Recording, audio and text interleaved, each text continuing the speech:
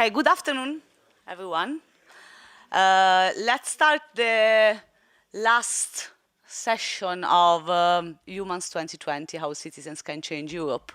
Whilst in the previous sessions we focused on specific issues that we've seen how they are all tied together, though, this afternoon we will focus more on actually how change can happen and how citizens, movements, organizations can find the best tools, approaches, and methodologies for a movement, which is the goal ultimately of humans, able to produce the change that we want to see.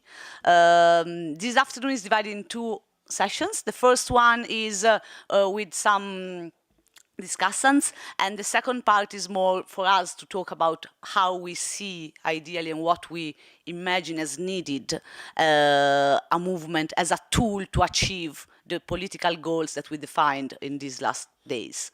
And they will go a bit together, but let's start from the transnational activism topic.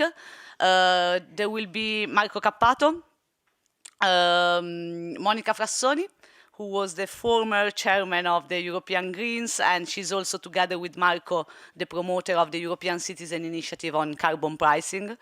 There is Christian Renoux, who is the coordinator of our coordination pour l'éducation à la non-violence et la paix. Credo si dica così, I hope it says like that. Coordination for Education at Non-Violence and Peace. And Maria Luisa Stasi from Article 19, who was already with us yesterday on the Europe-related session. And then we have Jesse Colzani from TheGoodLobby. Thanks for being with us, even if you have an event in 2 hours or so. So I think to start, I would like to ask to Marco to kick this off and tell us a bit about how the whole your story of action and political action outside of the parliament became a sort of a methodology that can be applied to European political movement. Okay, thank you, Virginia, and thanks to everybody. Well, I think there is not such a magic formula in order to have success in involving citizens in obtaining some important political goals. Sometimes it happens that a person alone, even without an organization, can mobilize much more than plenty of organization. I see here Ottavio Mazzocchi, and an example come to my mind. I already did this example many times. I'm sorry for those who already heard about it. But at the beginning of the 2001, 2002, I was a draftman for the European Parliament on the directive on privacy in the electronic communication. And at that time, we were working with tens of groups in favor of digital rights around Europe. There was a long list of people, and of course, we were organizing conferences, signing appeal, and for example, there was an illegal transfer of personal data of airline passenger from Europe to the United States. We also organized a demonstration in the Zaventem airport. Do you remember? Very successful. Protesting against this illegal transfer of personal data to the United States without the consent of the passenger. But at the end, nobody gave, how do you say? No, nobody. A damn. Yeah, nobody really cared, and. It's much more elegant. Yes. Well, a damn. Well. And Edward Snowden made much more than hundreds of organizations, political parties, and so on, with with this lonely experience, in a way, to explain the world what was happening and is still happening about the abuse of personal data. So one man alone did performed much better than a complex network of organization on this issue. We could also discuss about it because it is not that true for the second problem, which is not just to denounce a problem, but to create a political solution to a problem. And for this, a man alone or a woman alone is not enough, because Snowden succeeded very well in denouncing what is happening with personal data, but without a mobilization, without organization, without institutional goals, this alarm that he launched remained without political consequence at the end. Of course, in these days, you could take the example of Greta Thunberg. Greta Thunberg did alone with her panel more to sensibilize to global warming more than the whole environmental, ecological, I mean, Monica Frassoni is here, movement. But then, again, the difficult part maybe is the following, is which institutional proposal, political proposal, can then be activated to solve the problem. Virginia asked about my experience in like 7, 8 years ago. We decided in Italy with Associazione Luca Coscioni to go explicitly on the issue of the legalization of euthanasia. We decided to start collecting signatures. In Italy, if you collect 50,000 signatures, you can propose a law to the parliament. And the parliament is not really obliged to do anything, so it's a very weak instrument, in a way similar to the European Citizen Initiative. And we collected the signatures, but if we had limited to do that, I don't think we would have obtained any result. What we then did was to concretely help patients who were contacting us in order to obtain euthanasia or medically assisted suicide. We decided to help them as a civil disobedience action, and then trials were triggered. We went to the Constitutional Court. I will not tell the whole story. So, but then we obtained the law on living will in Italy 2 years ago, and 2 months ago we obtained from the Constitutional Court a sort of de facto legalization of medically assisted suicide in very specific circumstances. So we made it. We obtained 2 important changes in the law thanks to the combination of the activation of a popular initiative and the activation of nonviolence. Even a mix of the action of individuals, the patients, and also myself and Mina Buelpi, who denounced ourselves in order to provoke, to trigger the legal initiatives, but also not only individuals, but also organizations. So to collect 70,000 signatures in order to make campaigns and so on, you need money, you need organization. So I think, in a way, as I said at the beginning, there is not a magic formula, but you need both. You need individuals and their stories, and maybe nonviolent actions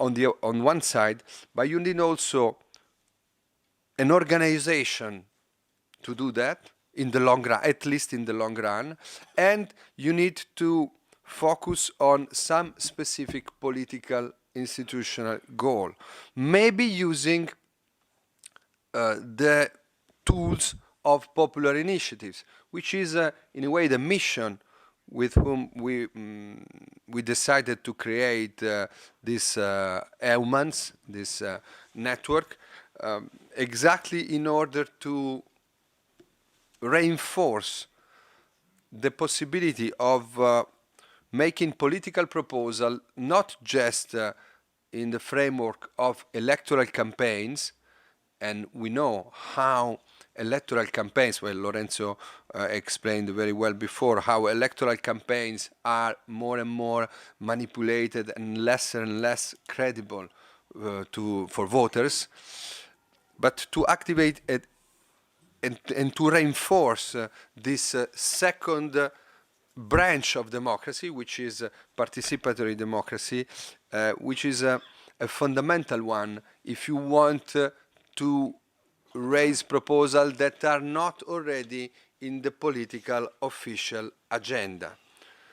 Because the political official agenda is weakened by the fact of being mainly a national agenda and a partisan agenda.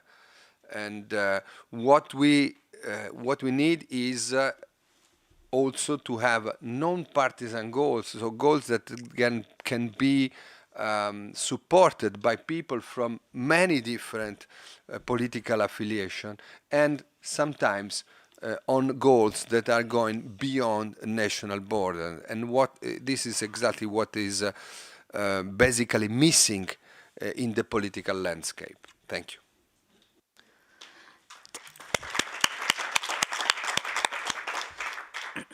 Thank you, Marco. I will skip on the other side of the spectrum with Jesse Colzani. I would like to... Colzani? So the Good Lobby helps citizens to get the power to a certain extent through a number of tools that are available. And in general, your mission is to help individual citizens to take part in the changing policy-making process. So can you tell us a bit how this works, how the Good Lobby had the idea to do this, and which are the major part of unknown tools that are available for citizens to do this? Yeah, thank you very much, first of all, Virginia, Marco, and everybody for inviting me here today. And it's also great how Marco already introduced a little bit of the concept that there is behind the Good Lobby. So my name is Jesse Colzani. I'm pro bono manager at the Good Lobby. I've been in the organization for almost 2 years now. So what is the Good Lobby? The Good Lobby, first of all, is a simple but potentially really powerful idea. And it's the idea that any citizen can lobby in the same way corporations do. There is a lot of mystification of the concept of lobbying here in Brussels and as well in other parts of Europe and the world behind the idea of lobbying. But for us, it's mainly just a tool. It's not good, it's bad, it's just a tool. So the idea of the Good Lobby started about 5 years ago. It started in the same way Eumans started this year, a bunch of volunteers, and we quickly evolved, and now we have an established office and stuff. So yeah, there is this feeling of powerlessness and inequality that we are trying to address, and all the protests and the movements that we see, the sardines in Italy, are a symptom of citizens not having a voice in the policy-making process. So our solution is providing the tools and the expertise to the citizens in order to enable them to have a voice and have a seat at the table. We do this in 2 main ways. The first one is skill sharing, the concept of skill sharing, which in the legal sector is known as pro bono.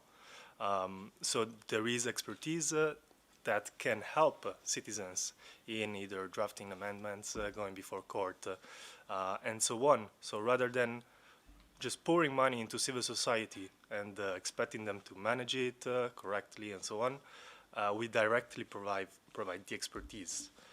And the second part of the Good Lobby is more about providing the tools. So as Virginia was saying, there are a number of already existing channels of participation, and the big challenge is letting citizens know that these channels exist and teaching them how to use them. Because at the end of the day, between the elections, the citizens feel like the only two ways they can engage in policymaking is by voting or by running for office. But there is so much more they can do in the meantime. So we developed this thing that is called, we call Citizen Lobbyist Toolkit. You can find it also online or on our website. And there are a number of tools that citizens can use to leverage on decision makers. I'm just going to make some examples. Probably some of them have already been covered. For instance, the ECI. But by requesting documents and information, this is the first one. So freedom of information requests. This is a big thing in Europe. It's very used by the private sector, and we teach citizens how to use that. It can be very strategic as a tool, and especially if used in combination with another tool, which is the complaints to the ombudsman. In Europe, we have the European Ombudsman, but also there are on a national level, and in Italy, for instance, on a regional level. So if you do not get information, documents, you go to the ombudsman, and you can have a quite good impact and pressure decision makers. Of course, we already covered the ECI and the popular legislative initiative. In some countries, it requires a number of signatures, such as in Italy, as Marco was saying. At the European level, is still at its infancy, because 1 million signatures are quite a lot, but it's slowly improving. Always on the European level, we have petitions to the European Parliament. We have public consultations. These are all tools that are accessible to citizens, and it's all about explaining how to use it and use them in a very strategic way, of course, with some experts that support you. If you have a lawyer or a EU professor that can help you drafting one of these requests, it can be much more effective. And then we also have some other instruments, such as the REFIT. It's not very well known, but it's an instrument of the European Commission to make legislation more simple. It's very used by the industry, not very used by civil society. And then, of course, we have the more informal petitions that you can also use on online platforms. And the last one I wanted to mention, which is not usually considered as a lobbying or advocacy tool, but it's litigation. So we really value strategic litigation, and it can be one of the most powerful tools. Going back to what Marco was saying, he mentioned one citizen making the difference, Edward Snowden. We have this other example as well. It's a guy called Max Schrems.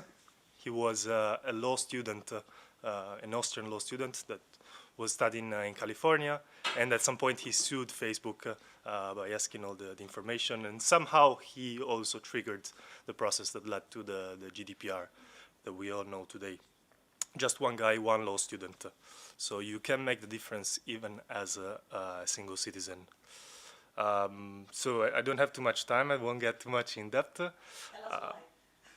Yeah, of course, we have our The Good Lobby Awards that are going to be in roughly 2 hours from now, always in this building.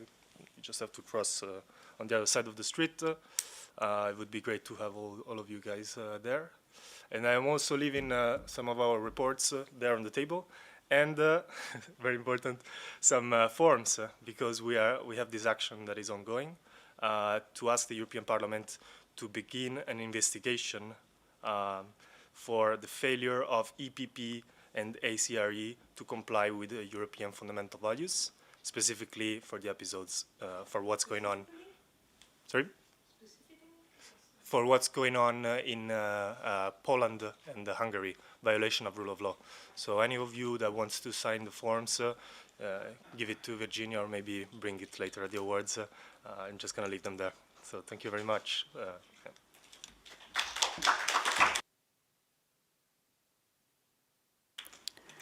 Thank you, Jesse. So you mentioned strategic litigation, and this is a quite good move to our next speaker, who is Maria Luisa Stasi. Maria Luisa Stasi. So we know her because she spoke yesterday about with great details about digital rights. But I think Article 19 is quite an interesting case of an organization, and she's a lawyer, so she's going to tell us something about how strategic litigation works, how it can work, and why it's a good move. Well, thank you again. Yeah, it works. Well, thank you again. It's a pleasure to be here today as well, to be exposed to all these ideas. And I have to say that what I'm going to say is going to be part my personal beliefs and part what I've learned in these couple of years within my organization. So just to give you the context, at Article 19 we do 3 main activities. One is policy development, the other one is advocacy, and the third one is strategic litigation. Now, strategic litigation is a very niche activity, but for a couple of reasons I will explain afterwards, we see it's very complementary to the advocacy we do. What I want to say on a personal belief is that I'm strongly, whatever I'm going to say, many of the things that I was planning to say, they will complement what has been already said, which I think is good because it shows that we are kind of all in the same boat. So I am strongly convinced that individuals can make a difference, that we don't really need huge masses, although in some circumstances is more effective, and in general, in terms of legitimacy for fights and changes, this is the ideal situation. But I am strongly convinced that individuals can make a difference, and that this is possible mapping out a number of tools that you have and try to move among these tools in the best way possible. Strategic litigation is one of those tools. What I think it's extremely important is that strategic litigation, usually you intervene in court cases, or you can create the casus belli. So now, what is important from an activist perspective, but from a lawyer perspective as well, what I've learned is that the more the individual case reflects the collective dimension, the better this is going to be for the future. So the idea is to try to make the individual case as representative as possible for the community needs, the community desires, the community wishes. How can we make this link? As a lawyer, we're usually the third party, so we step in afterwards, or even at the beginning, but we're not the individual concerned and we're not the community concerned. So what is very, very important is to stop at the very beginning and listen to them. And notwithstanding the fact that we step in with the proper tools, with the skills able to argue a case in court, present it in the proper way, shape it in depending on the kind of rules and laws that we wanna trigger, it's important that we, as lawyers, that we don't modify the message that the individual and the community wants to bring forward. So what I'm trying to say is that sometimes, depending on the case, that there is not sufficient alignment, but I think this is fundamental to trigger the change. So what I would say from a lawyer perspective is that the legal language need to represent the message and not to reshape it, because this will damage the community or the individual that is looking forward for the change. We are messengers, and we need to do that in the best way possible. So it's important that then the people you fight for, they recognize in the message. And a good way to do this is to try to establish a dialogue, to see this from the individual and the collective perspective, and also to accompany that with other instruments like raising the awareness, trying to involve the community. The second main point, well, for me, there will be many, but the second one is that Strategic litigation you can create the case, or you step in a case, and if you do a good job and you get the judgment you want and the change you want, you get that in paper. Then there is the enforcement, which is a completely different chapter. And it's a chapter where combining different instruments will be the most recommended way. So if you get a judgment that recognizes your rights, and that this judgment most probably will need a change, will provoke a change in the system, you need to be able to monitor this change and to push this change to happen. Otherwise, it's kind of a half victory, and it's not going to be reflected in the improvements in society that you want to see. So when we do intervene in cases, when we get a favorable judgment, what we do immediately after, we lobby the government. Or the parliament, and we ask for the change that we need. And there we try to be as propositive as possible, and again, as representative as possible. So we try to make the individual case as collective as possible. We try to think about the impacts that the remedies we're suggesting will have not only on the individual, but on the community. Because there can be many trade-offs. There can be many issues where the individual best case will create damages for the community. So you need to reason about this with the people involved and think about a systemic change, not only on the specific change. All this seems pretty obvious, but sometimes it happens quite fast, and it's not necessarily in the picture, because if you focus on the specific element, then you might lose the big picture. So what I've learned as well in these years of experience is that you need to kind of have the 2 points of reference always in mind and try to combine them as much as possible. Another point that was raised was about non-partisan and cross-border fights or struggles, often. I am an activist for free speech, so I don't think this is a partisan issue. The majority of fights that we raise are non-partisan, unless, of course, but this depends on the context, we attack a specific rule that is supported by the majority in a parliament and in a government, so that we go against the government, but this is an indirect effect. So again, non-partisan, I think, has the privilege that you can represent a community that is across the parties, which might make your fight a little bit more easy for citizens, for population to identify, and also the enforcement afterwards will have a broader impact, let's say. For cross-border, I think European Union is one of the best places to try to organize this. My organization is international in scope, but in Europe we cooperate with a number of umbrella organizations, and they exist just for putting together people from different member states on common fights. So I think I haven't seen in any other place the framework already there, the instruments already, the network already there for common fights. So cross-border fights in Europe are, they're always difficult, but Europe is one of the easiest places for this to happen. So I would strongly encourage to do that every time.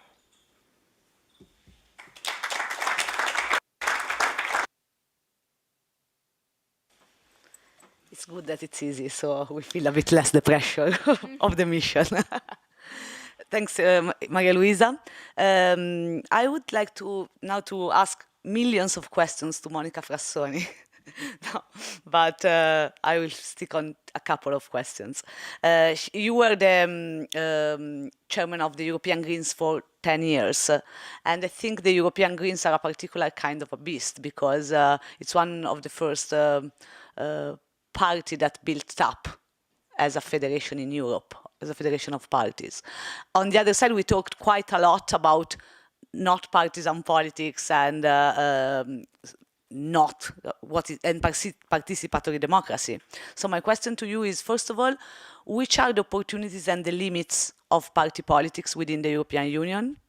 But also why, for example, you are the promoter of the European Citizen Initiative on carbon pricing, so why you felt that there was a need for a citizen mobilization for a policy that potentially could also happen as a traditional party type of approach. Okay. Good morning, good afternoon, everyone. Sorry. Okay. So first of all, let me say, Virginia, that I was the co-president, and chairman is Marco. I am a chairwoman. These kind of things, I know it sounds pedantic, but it's somehow important to underline. Voila, so that's the first thing I wanted to say. I believe that to answer your question, I can say two things. First, on the transnational action, the transnational activity. The idea is that the European Green Party, which was created in 2004 from a federation of national parties, always thought that in order to implement green policies, you have to work at local, national, but at European level. You absolutely need a supranational framework where you are able to act.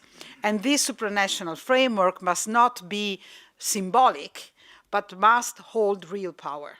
And I think that that is the first thing I want to say in terms of answering your question, in the sense that the mobilization around more European democracy, more European participation, and the capacity of having an area where democratic power is exercised is very much linked to the capacity of implementing what we stand for, which is basically the social transformation through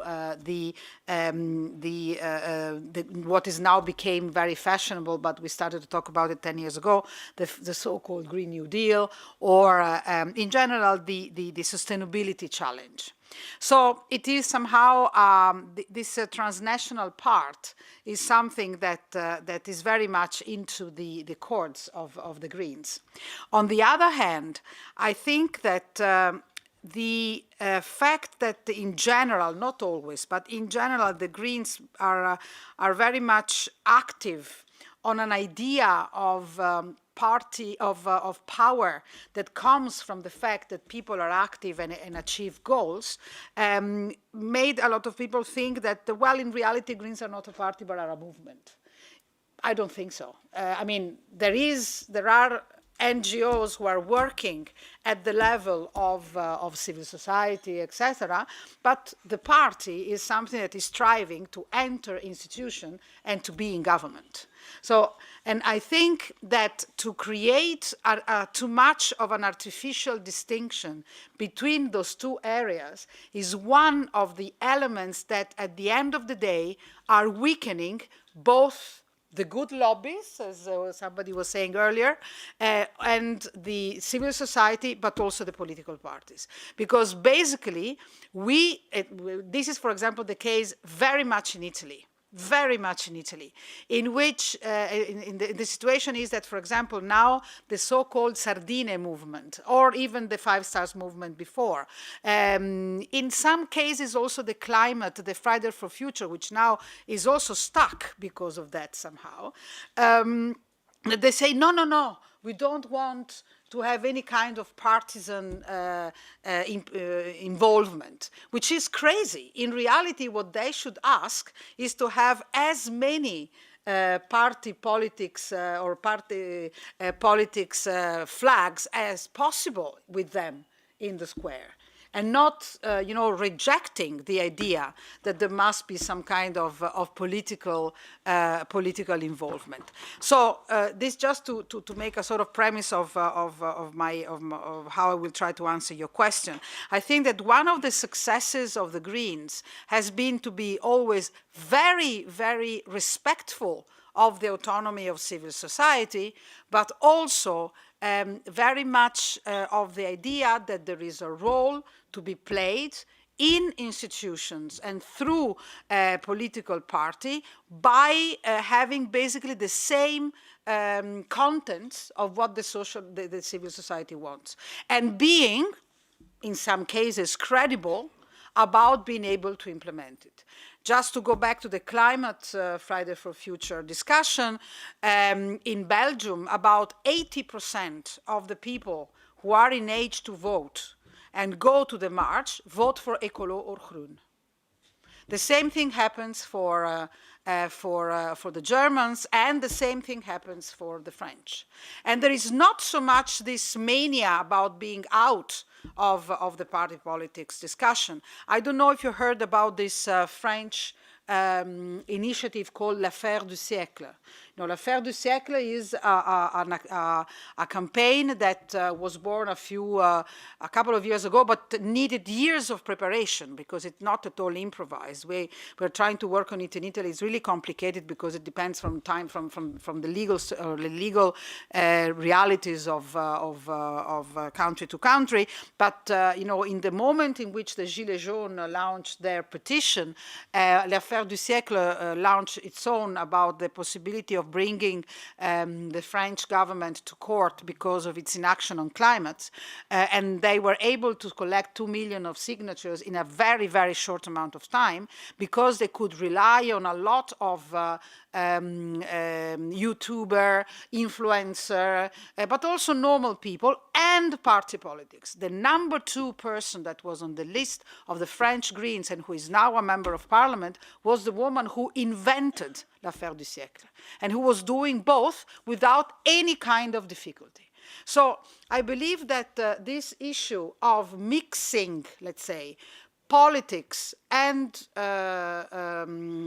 civil society activity, as far and as long there is a clear transparency or who does what, but also what are the goals and what are also the method, you know, the gentleman or gentlewomen agreement that have to be agreed, is really no problem. On the contrary, for things that are so difficult, like what we are striving for, that do not have billions of people, billions of euros, like the gas industry or the coal industry, is absolutely indispensable. Because otherwise, I don't think that this thing will actually proceed. One very short comment on the question of the carbon pricing.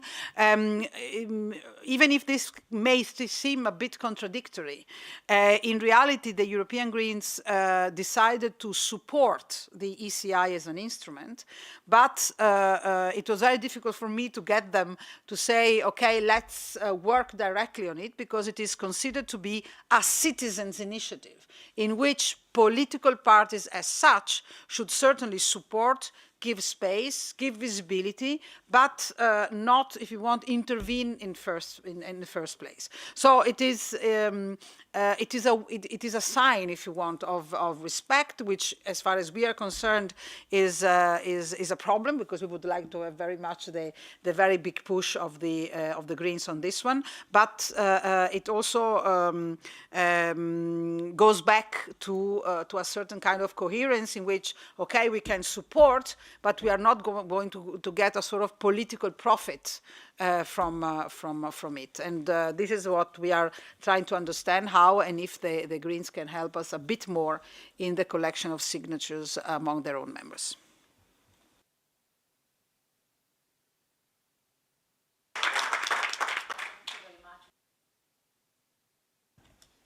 Particularly for the initial remark, I remarked that this is the only panel with 50-50% speakers, male and female, so no, but thanks, it's very important. Thank you also for to analyzing a bit the concept of politics, party politics, not party politics, because I think for what we do is quite important to elaborate on this. So the last discussant before opening up the conversation is Christian Renoux. Here. As I said, he coordinates a network of organizations that are focused on education and practice of nonviolence. And I'm very happy that he is here with us for 2 reasons. The first one is because nonviolence is a term that we kind of bound us together for the major part of us who started to work on the Eumans project, but also because I met him thanks to a Eumans activist who is Elena Passerini, and we were having a conversation while collecting signatures at the events of the Greens, and like you do the campaigning for the initiative, you talk with other activists, and people have connections and things sparkle through these type of things, and I think it's precious that he could come from Paris to this, thanks to the connection that we were able to elaborate while doing our political activities. So, double welcome to Christian Renoux. Sorry, it's always my fault. It's okay? Thanks very much for the invitation. Hello to everybody. Bonjour, buongiorno, buonasera a tutti e tutte. I receive a demand about speaking about nonviolence. It's a huge area. We can speak about that for many hours. So I'm also teaching history of nonviolence. So my reflecting to tell some story about nonviolence. Maybe I will more share with you the experience we have in France, in Paris, about the coalition for education for peace and nonviolence at school, only to show some experience, because I think we are more here in sharing experience of different advocacy and so on. So we start in France to discuss about this idea of a coalition inside the frame of the International UN Decade about culture of peace and nonviolence, who was voted in the UN General Assembly in 1998. This vote itself was the result of the action of an individual who have made a difference in that. It was Pierre Marchand, who was a representative of the International Fellowship of Reconciliation, which is a whole non-violent movement. He was the representative of the movement in UNESCO. And he discovers that there is a discussion around culture of peace in UNESCO. But he said maybe it could be interesting to add also non-violence, which is not the idea at that time in UNESCO. And he had the idea to ask for a decade for the promotion of the culture of non-violence. And he succeeded to get this resolution voted in the General Assembly in 18 months, with the support of some states. He started with this support of the Nobel Peace Prize laureates, who was close to non-violent movement, and he have a petition and so on, and he succeeded to get this resolution voted in 1998. From that, we decided in France to create a coalition to ask the French government to set up an education for the children at school about nonviolence and peace, which is not in the curriculum for the moment in any country, in fact, even if there is some initiative sometimes. And what we decided to do it first to set up a coalition of organizations who wanted to support the ideas. And for some time, we were 90 organizations together. We made an advocacy to the government and also to the parliament, and with a petition signed by 1,000 people. And also we worked on a bottom level with our organization who were already working for creating curriculum action in schools. So there is already, like in a lot of European countries, organizations who are going in school and training children and teachers on these different item of the culture of peace and non-violence, which is in general it's peer mediations or education on conflict resolution or about non-violence communication or feelings, dealing and so on. So we set up this coalition, and we have done this advocacy work, and we have been supported very strongly by the Green Party senators in France, and the Green Party at that time was in the governmental coalition, and they make pressure on the government to put in the new law about education something about training for teachers on non-violence. And it had been included in the law with a very difficult fight from the Green, because the French government was very reluctant to that, because non-violence, it's nobody knows what is it, and there is also a way. Always there is difficulties with the army, and the government are always linked to the army about that item. They don't want to have a non-violent escort. But the Green Party have succeeded in that in 2013, and the non-violence conflict resolution trainings have been included in the how would you say that? The mission of the teacher training schools.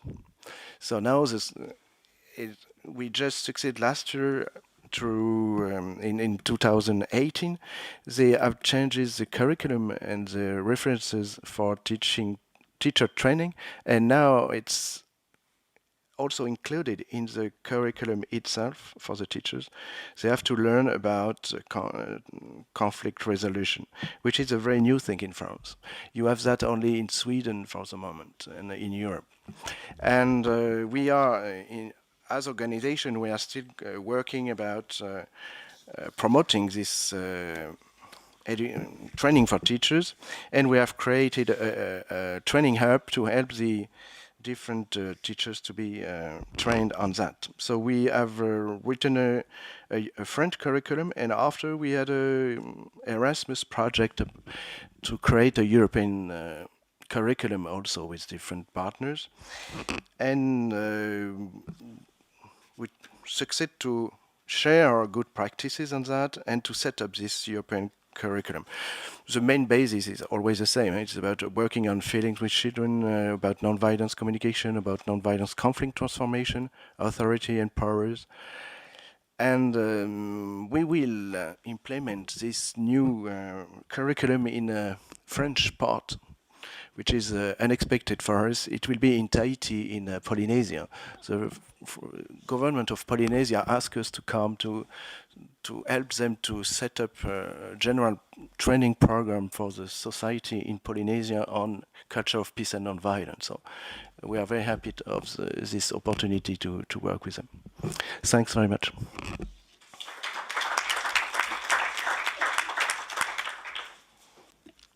Thank you very much. So I hope I didn't miss any one of the discussants. I think we covered a few aspects. So I would like to open up the space for everyone to ask questions to the people that spoke before, or even adding some ideas, suggestions, or experiences that can help us to enrich the thinking around how we should act at a transnational level. So it's open. And of course, we have also Niccolò Milanesi with us. And since European Alternatives is quite one of the few organizations that tried to implement European actions, maybe if Niccolò wants to add something based on your experience with European Alternatives can also be valuable if you want. Okay. Well, I think that our experience is that more and more people are talking about acting across borders and the importance of campaigning and doing civic activism across borders. It's noticeable in the decade that European Alternatives has been acting. When we started in 2007, more than a decade ago, we used to say to people, we're called European Alternatives, and people said, what does that mean? Now we say we're called European Alternatives and say, yes, that's exactly what we need. So there's a growth in awareness of the need for this kind of action, also amongst the wider citizenry.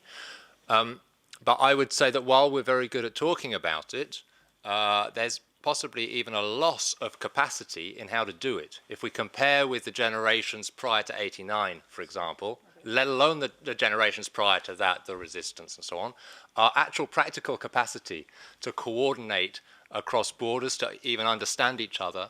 And I think it doesn't necessarily help that everybody thinks they're speaking the same English. So we think we understand each other, but actually the things are much deeper than this. So there's a whole work of understanding the political reality in different parts of Europe and then concretely working together.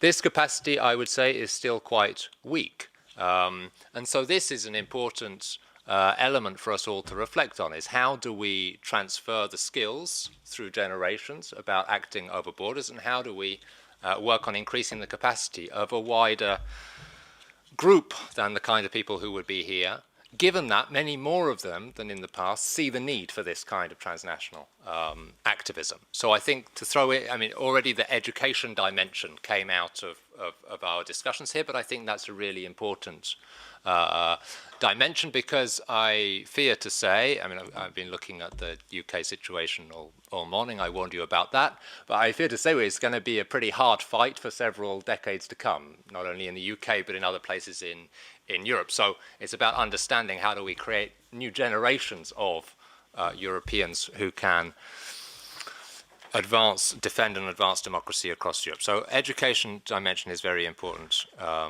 to me. I think that this, the elements that Monica was talking about the question of when to be involved in, about the fact that many social movements have been rejecting formal politics and institutionalized politics over the past years is somehow ambiguous, because it's true that in some movements in some parts of Europe, this is still very strong. You can't go to certain meetings if you're a member of a political party, and you certainly can't go if you're a member of parliament in some places.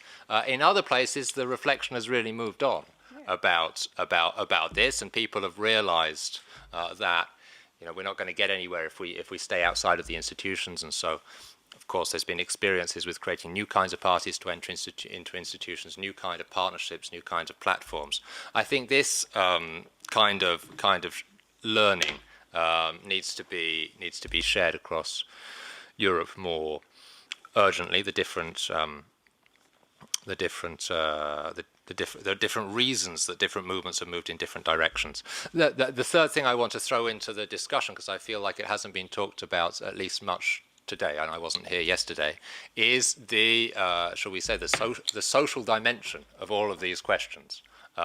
That it's going to be really hard to persuade people about the importance of the rule of law and combating climate change if we can't have a good answer to them when it comes to meeting their material needs at the end of every month. I mean, everybody's been talking about that since the Gilets jaunes, and so I think that as part of a holistic approach to civic engagement in Europe, there also needs to be a strong message about how this civic engagement is going to address your social concerns and social inequalities. It's something that, you know, in the minds of the European population, the European Union is not there to look after your social well-being, unfortunately.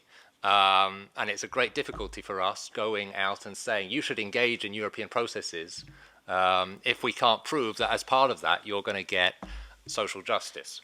And so I think we need to have a reflection about social justice as a crucial element of European civic engagement.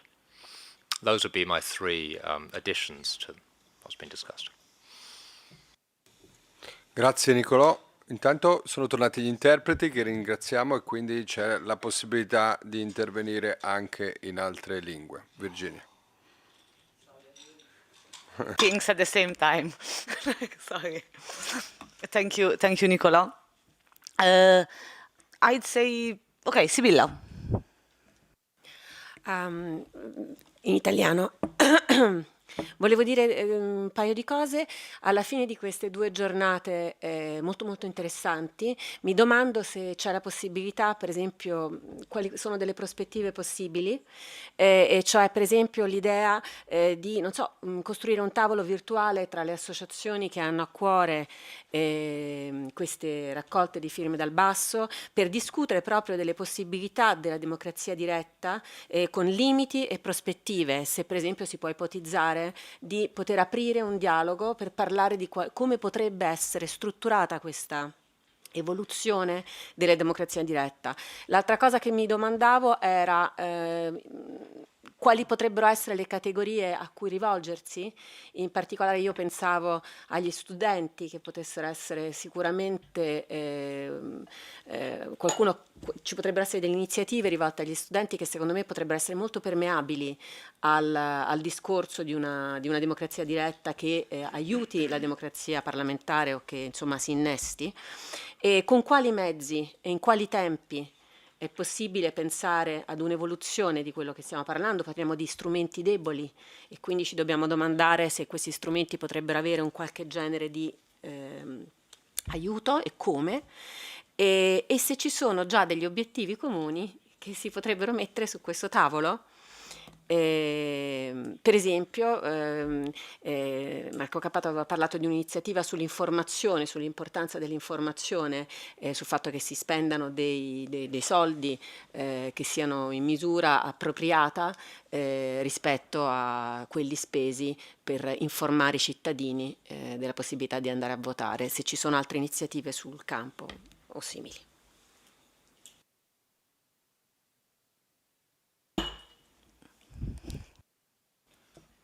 Hervé.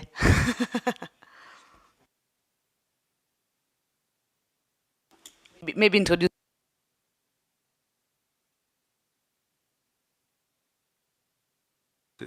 Voilà, I will speak in French if you don't mind. I'm Hervé Parmentier.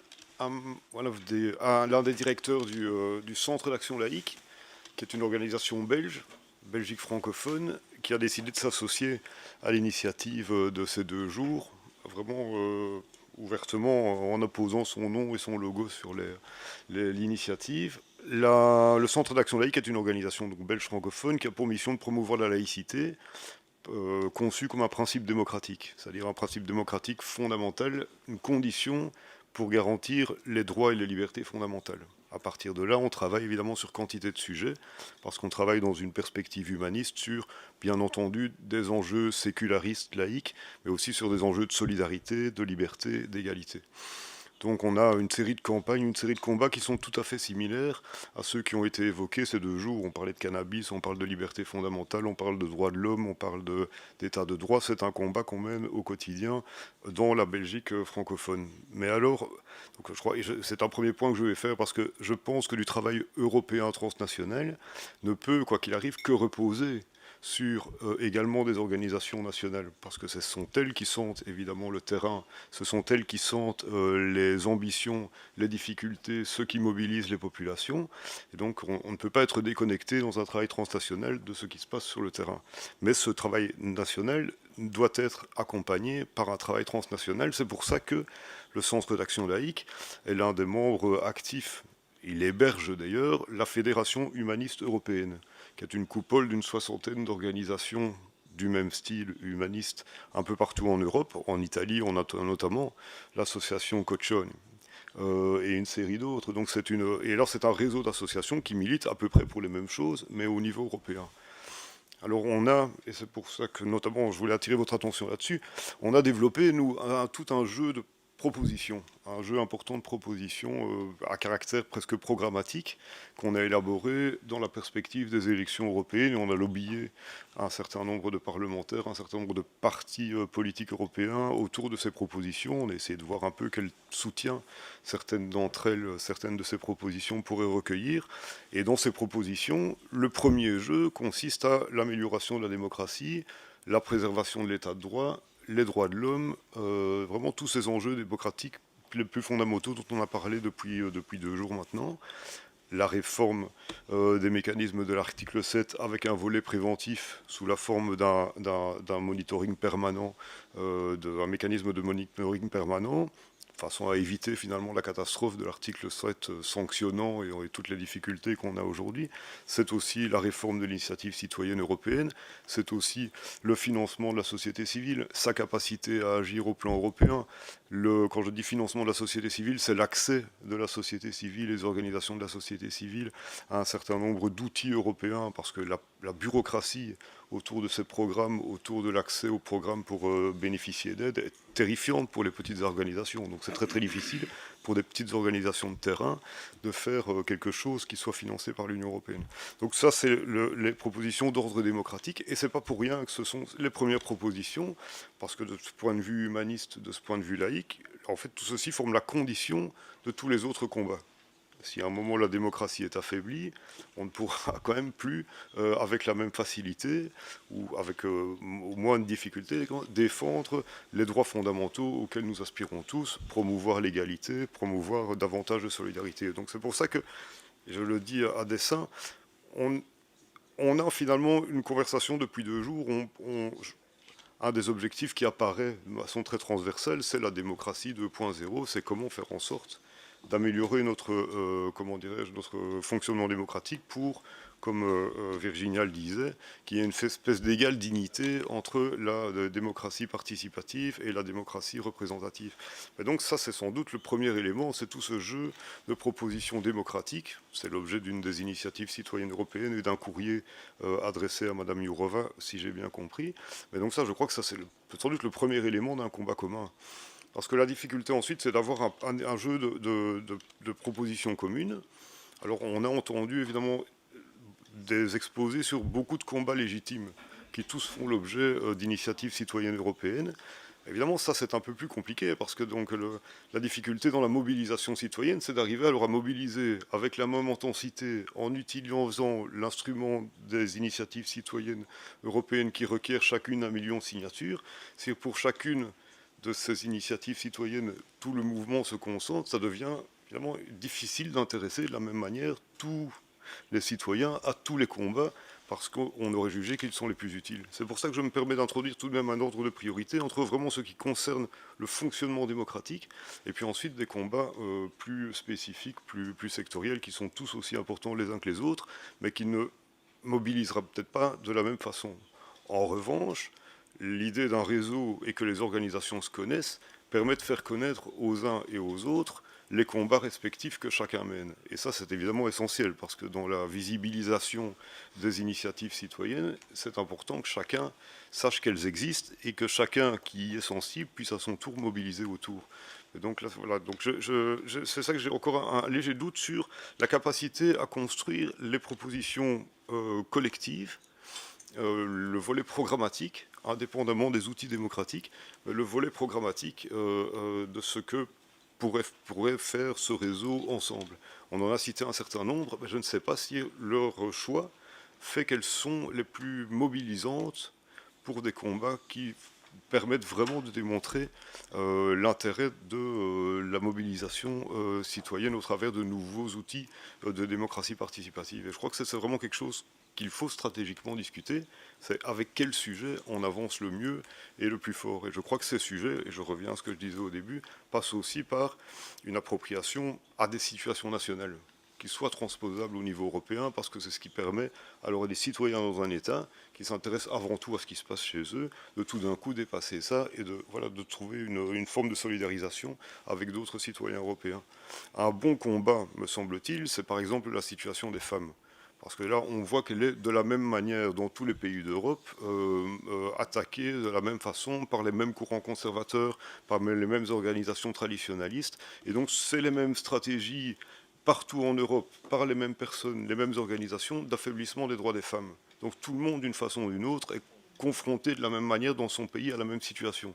C'est comme ça qu'on a des campagnes qui sont financées par les organisations supranationales pour promouvoir l'affaiblissement des règles sur l'avortement, pour promouvoir les politiques natalistes. Et là, il y a quelque chose qui est commun dans la stratégie de ceux qui veulent détruire les droits auxquels on est attaché. Et donc, c'est plus facile sans doute de construire une stratégie qui associe alors des femmes de façon transnationale.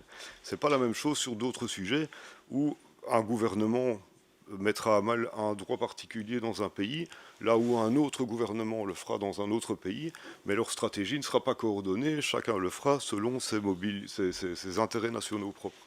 Quand il y a par contre une stratégie transnationale d'affaiblissement de quelque chose, et qu'on veut défendre, voire étendre un droit, c'est mieux évidemment si on a je dirais l'ennemi, l'opposant, qui est organisé de la même manière, transnationale. Ça permet de mobiliser d'une manière beaucoup plus large. Voilà, je m'arrête là. Mais je pense qu'il y a vraiment une discussion stratégique à avoir sur les sujets qui seraient les mieux à même de mobiliser et d'illustrer la capacité réelle de mobilisation des citoyens européens.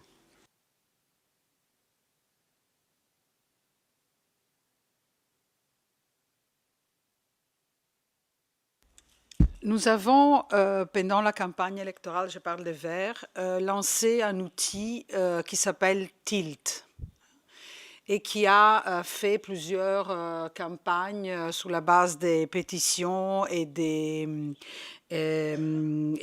récoltes des signatures.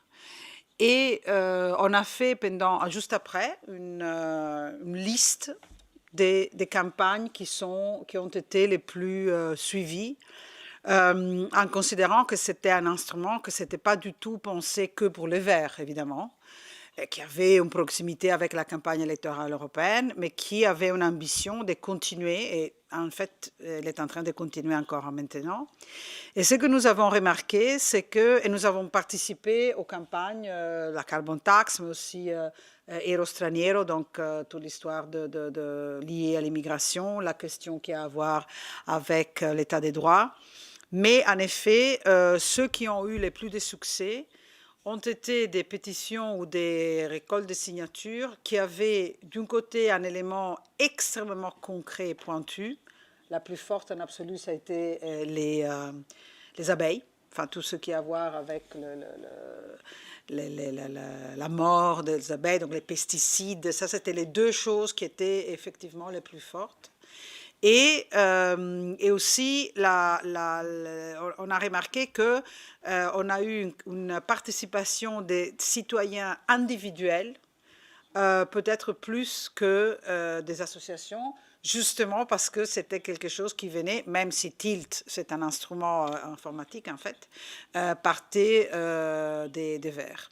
Donc, je pense que là, nous avons fait des documents d'évaluation de cet instrument que je suis sûre que mes collègues pourront sûrement discuter avec vous. Il y en avait un qui devait venir, mais malheureusement, il est tombé malade juste hier et donc il n'a pas pu participer parce que c'est la personne qui suit Tilt et qui est très intéressée aussi à suivre les deux ECI. Donc, juste pour dire que les choix et nous avions d'ailleurs fait le choix délibéré de ne pas choisir des thèmes à l'avance, un peu parce que justement la campagne avait l'ambition de prendre un peu partout, mais c'est vrai que l'être extrêmement concret, pointu et avoir une possibilité d'avoir un résultat, c'est-à-dire il y avait une directive, il y avait un résultat concret à atteindre. C'était un élément vraiment super important du succès ou pas succès de l'initiative autant que telle. Nous avons vu aussi que dans certaines consultations de l'Union européenne, il y a comme un effet boule de neige qui se met en marche, qui n'est pas toujours vertueux. Par exemple, je ne sais pas ce que vous en pensez, mais moi je pense que toute l'histoire, toute la discussion autour de l'heure légale versus l'heure solaire, c'est complètement manipulé. Enfin, c'est un truc seulement des pays nordiques qui ont peut-être des éléments, des réflexions différents que d'autres pays. Et même s'il y a eu 5 millions de personnes qui ont participé, qui est vraiment considérable et remarquable, en tout cas, on voit que c'est tous des gens qui ont alors la plupart, ont une vision des choses. Donc, je ne dis pas que ce soit négatif, au contraire, c'est ce que nous avons aussi d'ailleurs dans nos initiatives, mais ce sont tous des éléments à réfléchir pour voir comment est-ce qu'on fait pour créer ces boules de neige et si on peut le faire à ne pas pouvoir compter sur des moyens financiers extrêmement fort, extrêmement consistant. Donc ça, c'est un peu aussi la difficulté par rapport à ce que vous étiez en train de dire.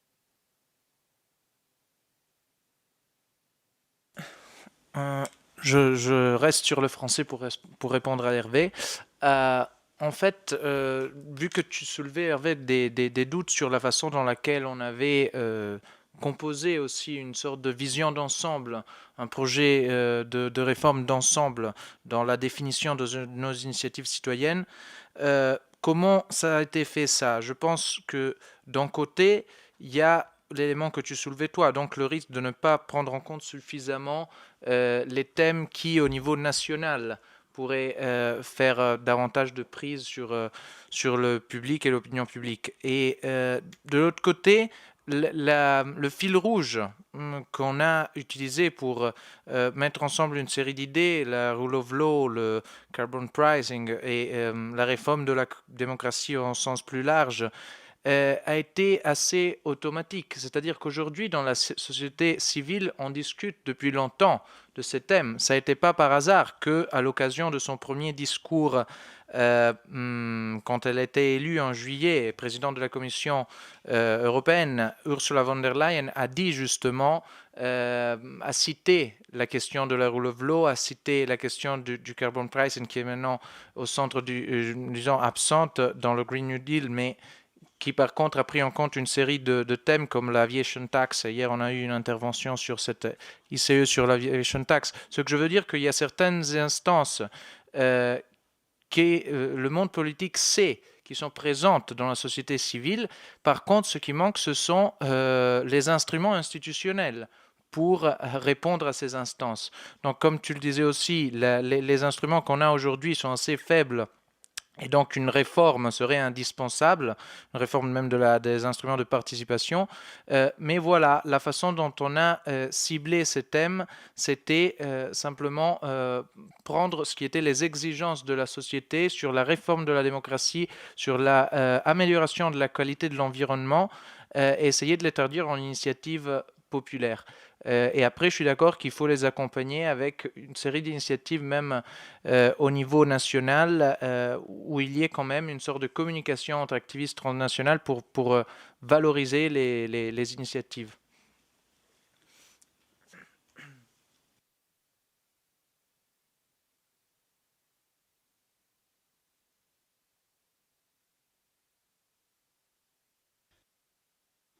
Je ne veux pas entrer dans un dialogue parce que c'est pas ça le propos, mais c'est vrai que le choix de priorité qui existe dans la société civile, il y a à faire. À un moment, on trie les choses.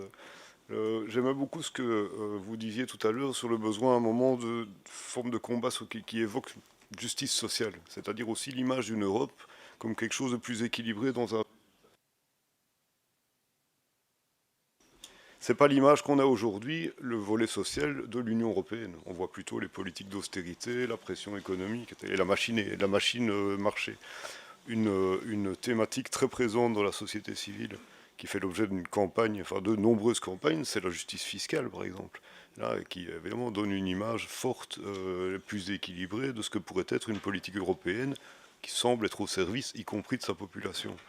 Et donc voilà, on peut imaginer beaucoup d'autres sujets qui sont présents déjà dans le combat lourd de la société civile, avec des projets de directives, des projets de solutions politiques qui existent, mais qui ne vont pas ici jusqu'aussi loin que ce qu'on aimerait. Donc il y a un choix qui est fait d'une façon ou d'une autre. C'est pour ça que je dis à un moment ou à un autre, il faut peut-être penser à ce type de combat. Il y a une proposition tout à fait efficace qui est faite par Eumans d'un certain nombre de sujets, dont certains tout à fait structurants, comme le carbon pricing, qui permet, dans ses déclinaisons, d'avoir des conséquences sociales, de régler beaucoup de problèmes en une fois. Donc ça, je pense, c'est des choses essentielles. Il y en a peut-être d'autres aussi intéressants. Je pense quand même que le côté équilibre entre social et économique, c'est quelque chose qui soit réellement durable et qui passe par une juste répartition des richesses, et sans doute aussi un combat solidaire qui peut intéresser un certain nombre de gens dans la population et donc susciter une mobilisation citoyenne.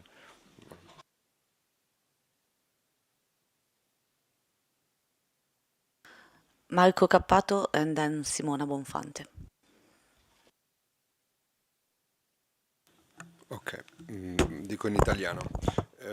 Sulla questione dei diritti sociali volevo semplicemente segnalare, anche se non abbiamo fatto ancora in tempo a lavorarci sopra, secondo me l'opportunità di dare un sostegno, diciamo così, a livello popolare a un'iniziativa molto istituzionale in realtà, che è l'iniziativa dell'OCSE, dell'organizzazione, sbaglio sempre le iniziali, vai Maresca, tu le sai bene, l'OSD, insomma, che ha pubblicato 2 documenti molto importanti contro la elusione fiscale internazionale, cioè a favore, diciamo, contro i paradisi fiscali e anche contro la elusione fiscale da parte delle multinazionali, prevedendo 2 cose essenzialmente. La prima, la possibilità di tassare i profitti dove il servizio viene venduto e quindi rispetto alla elusione fiscale delle attività su web. E la seconda è quella comunque di fissare un minimo di tassazione sui profitti. Ecco, penso che non sia necessario dividersi tra liberali e statalisti o socialdemocratici nel accettare un minimo di correttezza sul piano della fiscalità internazionale, perché altrimenti una delle ragioni per le quali gli stati nazionali non sono più in grado di fornire welfare, servizi sociali, è esattamente l'erosione della base fiscale. Credo che su questo potremmo, senza inventarci nulla, cercare di dare, almeno come elemento di dibattito, cioè portare fuori dai cassetti delle istituzioni internazionali delle proposte che ci sono già, non sto dicendo nulla di nuovo, e però dargli un aspetto anche di proposte, di mobilitazione dal basso. L'altra cosa che volevo dire riguarda la magica parola della organizzazione, e riprendo da uno spunto che faceva oggi Michele Minieri, che faceva notare che noi qui siamo in una sede che è una sede, diciamo così, delle corporazioni europee, e Michele sottolineava, diciamo, il valore, l'importanza dell'individualismo, della libertà come libertà individuale. Allora io tanto sono d'accordo naturalmente con la questione della libertà individuale, quanto ritengo che però non dobbiamo essere ingenui di fronte a un aspetto molto importante, che oggi la libertà individuale, di fronte al progresso esponenziale scientifico e tecnologico, deve a sua volta essere organizzata, deve avere gli strumenti per poter essere libertà effettiva, altrimenti è una petizione di principio astratta. Questo vale sia per la partecipazione popolare, sia per la non violenza, della quale parlava Renoux, perché uno potrebbe anche dire, vabbè, ma la partecipazione popolare chi la vuol fare se la organizza? La non violenza, vabbè, chi vuole essere non violento si fa la non violenza. Cosa c'entra la politica? Cosa c'entra lo Stato? Perché e invece no.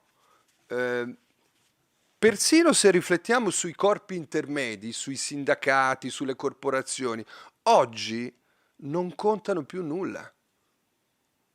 O quasi, no, non contano più nulla, è eccessivo.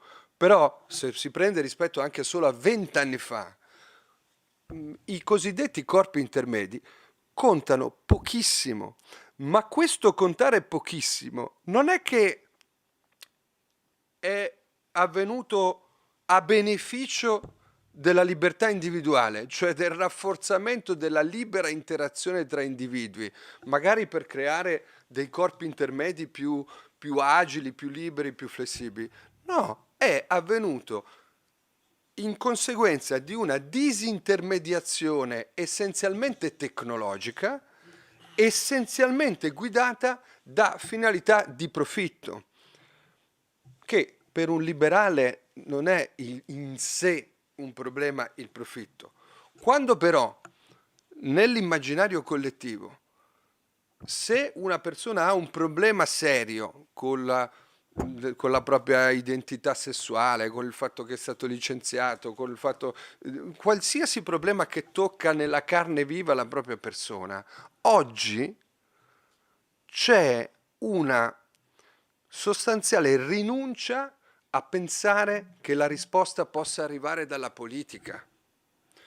Questo, Monica, è il problema, perché a parte la stronzaggine individuale che ci può essere da parte di di qualche organizzatore di manifestazione che dice non voglio le bandiere, non voglio i partiti, non voglio la politica, che schifo, eccetera. Ma siamo arrivati a questa situazione come conseguenza di una distruzione di credibilità, di una impotenza della politica e delle istituzioni, anche dei corpi intermedi, nel fornire delle risposte di governo ai problemi delle persone.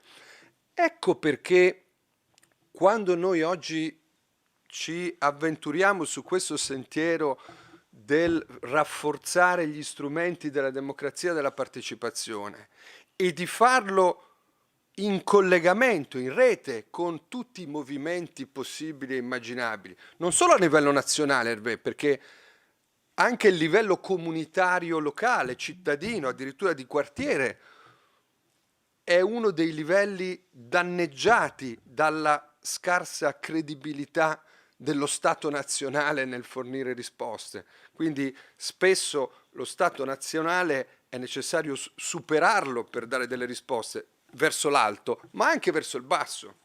Okay? Quindi questo secondo me è un elemento importante. Ma nell'intraprendere questo percorso noi dobbiamo avere ben presente i due aspetti, quello dei singoli obiettivi, e allora diritti sociali minimi comuni, libertà individuali minime comuni, rispetto dello Stato di diritto, rispetto della libertà della scienza e della ricerca scientifica, beneficiare del progresso tecnologico per tutti i cittadini, libertà di espressione, comunicazione, i singoli temi, e poi però dobbiamo anche usare le singole battaglie per riformare gli strumenti in quanto tali della democrazia e della partecipazione. Per la non violenza è lo stesso problema. La non violenza non va da sé. Non è una cosa per cui, sì, uno ci può arrivare per un'esperienza personale, perché magari ma anche molto complessa e contraddittoria, abbraccia la non violenza, magari proprio perché è stato violento, estremista, eccetera, a un certo punto della vita. Ma noi non possiamo immaginare che la non violenza dipenda solo da un elemento di illuminazione personale. In una situazione in cui un alunno mediamente, un alunno che passa dalla istruzione pubblica, almeno in Italia, ma credo non sia solo in Italia, non c'è una ora su milioni di ore, miliardi di ore, non so quante ore uno passi a scuola, a cercare di insegnare ai bambini, magari sarebbe bene anche agli adulti, come funziona un minimo la nostra mente, come rimaniamo schiavi della rabbia o delle passioni, non dico educazione civica, ma neanche educazione a un minimo di alfabetizzazione sentimentale, di capire se stessi per cercare di capire gli altri. Queste cose vanno organizzate.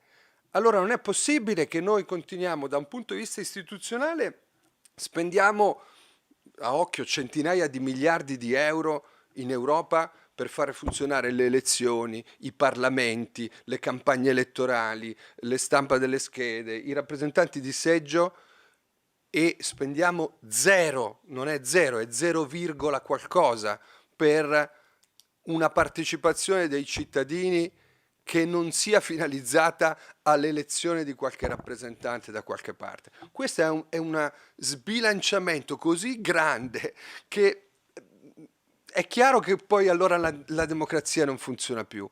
Allo stesso tempo abbiamo un sistema educativo dove il 99,99% delle ore sono utilizzate per trasmettere nozioni, quando ormai, se c'è una cosa che le tecnologie superano, è proprio la necessità di acquisire o di memorizzare delle nozioni. E quindi una rivoluzione nel senso buono della parola e anche graduale della parola, una rivoluzione nelle istituzioni e nella democrazia dovrebbe anche corrispondere a una rivoluzione in termini di formazione e di educazione.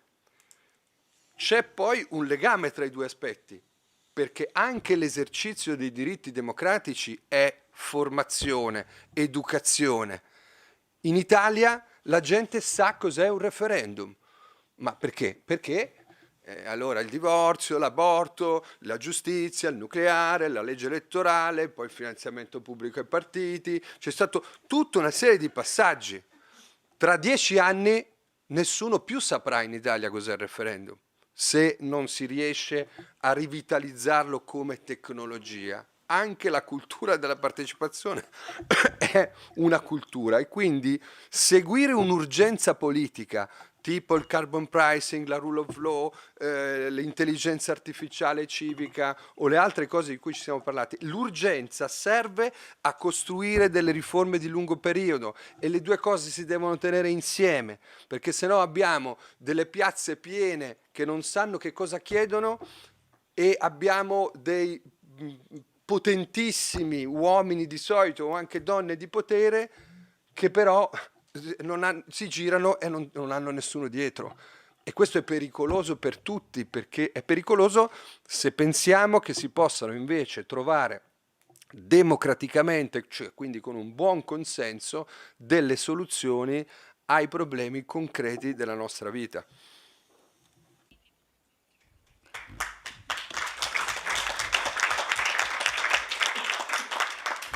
Simona Bonfante, Carlo Maresca e Monica Frassoni. I was actually just noting that this pen is branded with the European election 23-26 May, so part of the 36 millions went to this pen. Well, few weeks ago, the Italian Parliament approved a constitutional reform which cut the number of MPs of the half.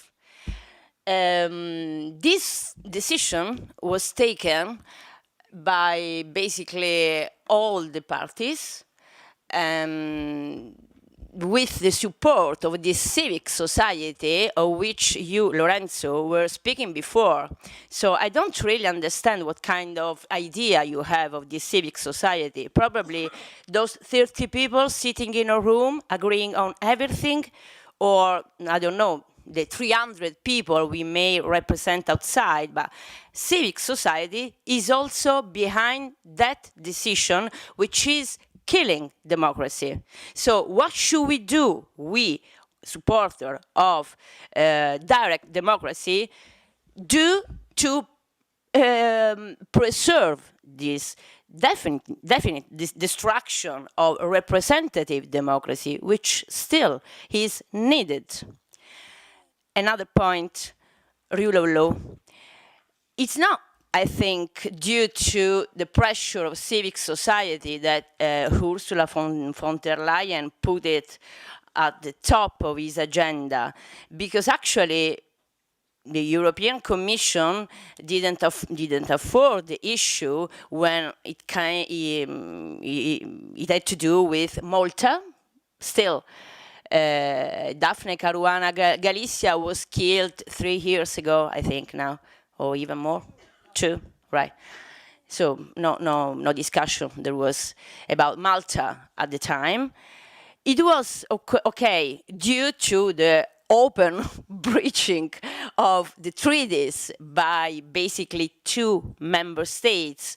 But as we know, it's not just Hungary, it's not just Poland who daily do breach the fundamental rights or the principle itself of democracy. And here again, I don't see like a huge movement of people, not in Hungary, not in Poland, because they had elections and they vote again for the ruling parties, establishing just another idea of democracy. So I think we have to be, honest with ourselves. And do we say overestimate the role we can play. That's it.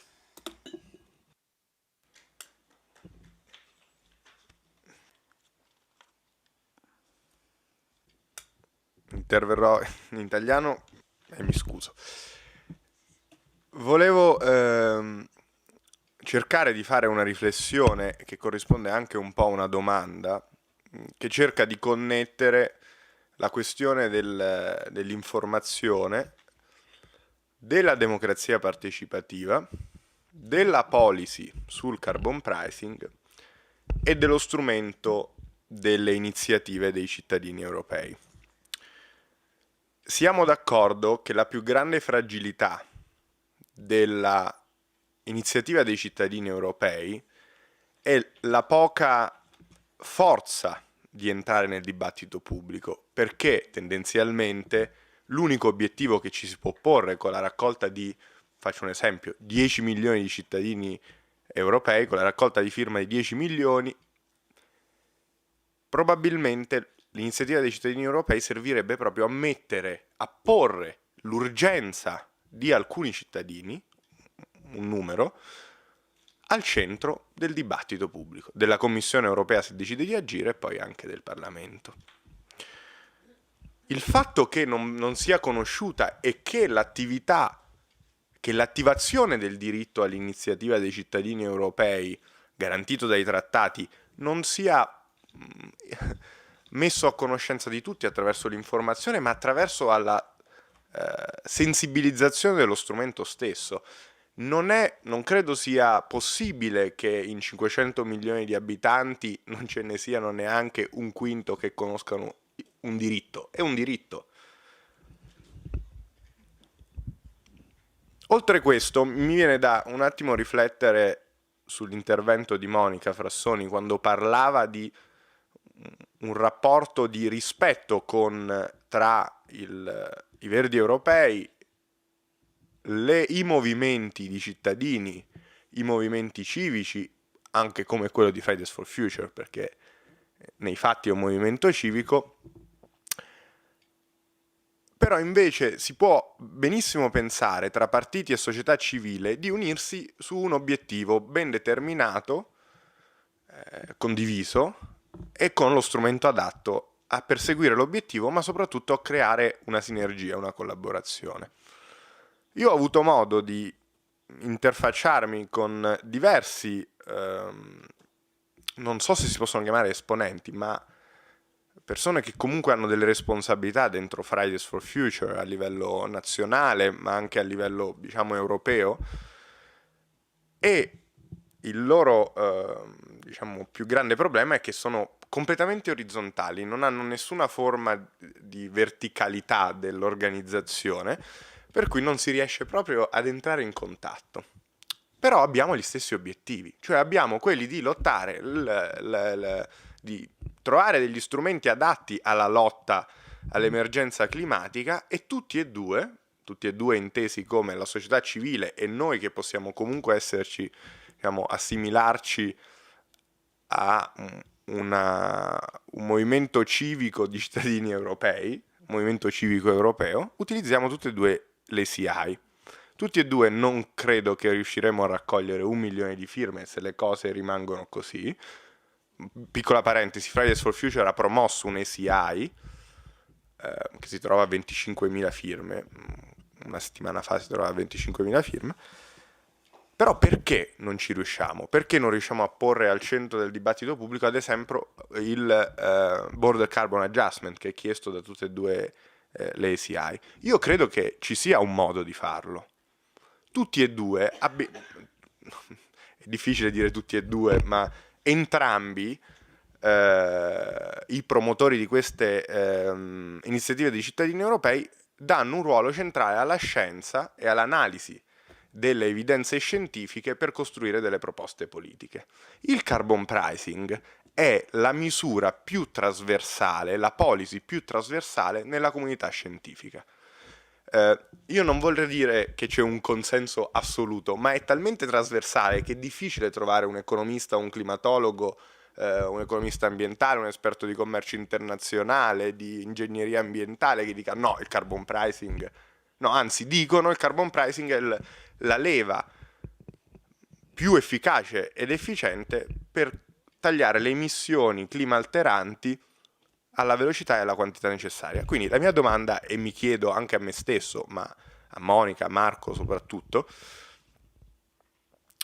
perché non si cerca di dare centralità alla proposta del mondo scientifico per ricostruire una iniziativa dei cittadini oppure promuovere quelle esistenti, facendo pressione sui movimenti che le promuovono, sulle istituzioni che dovrebbero darci altri strumenti per promuoverle.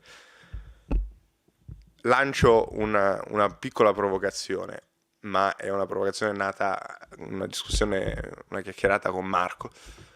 Perché non si pensa di ritirare tutte le iniziative dei cittadini europei che hanno come obiettivo la lotta ai cambiamenti climatici utilizzando lo strumento del carbon pricing, che ne sono 4, non ne sono una, ne sono 4, e con delle motivazioni, diciamo, politiche di carenza e di assenza di Stato di diritto, perché la non conoscenza e il non godimento pieno del diritto all'iniziativa dei cittadini europei è una violazione dello Stato di diritto.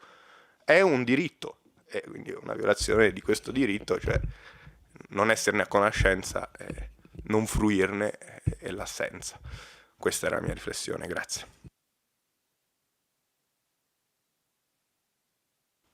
Grazie Carlo, abbiamo Monica Frassoni, io, professor Ammann e professor Renoux.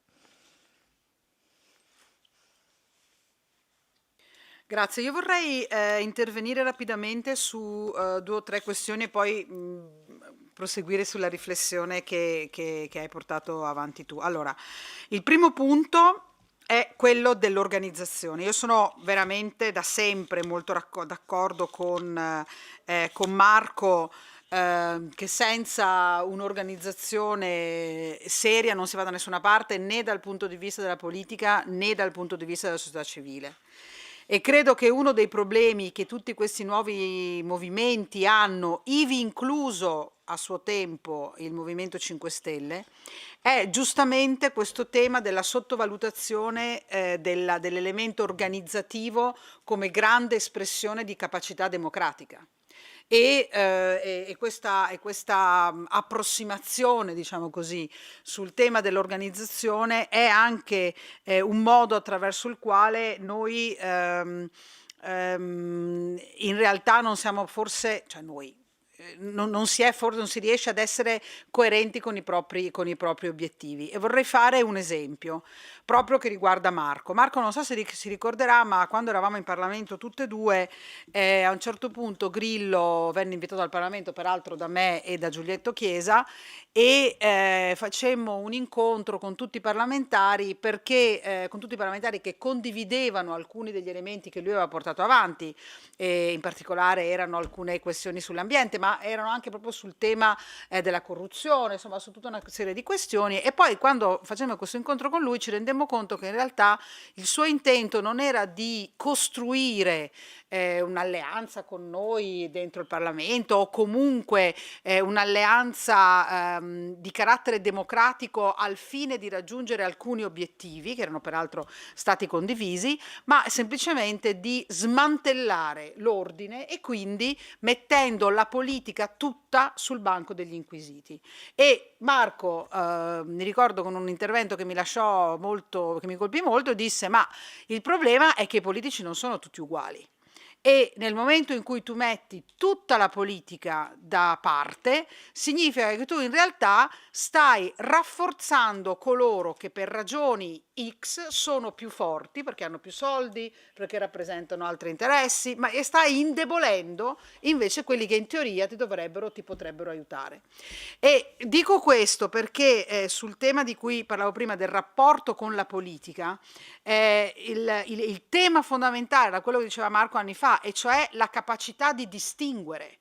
Il fatto che non tutti tutti quelli che fanno politica sono uguali, è un elemento cruciale nella capacità della società civile di avere un impatto nelle istituzioni e quindi di esercitare attraverso il suo voto il premio per quelli che vanno nella sua direzione. E io penso che una delle vittorie più enormi dell'antisistema e quindi che è diventata poi antidemocrazia è stata proprio quella di mettere tutti sullo stesso piano e di rompere questa alleanza fra la buona politica e la società civile diretta, diciamo così, non semplicemente a una reazione istintiva e del tutto rispettabile, ma all'ottenimento di obiettivi concreti.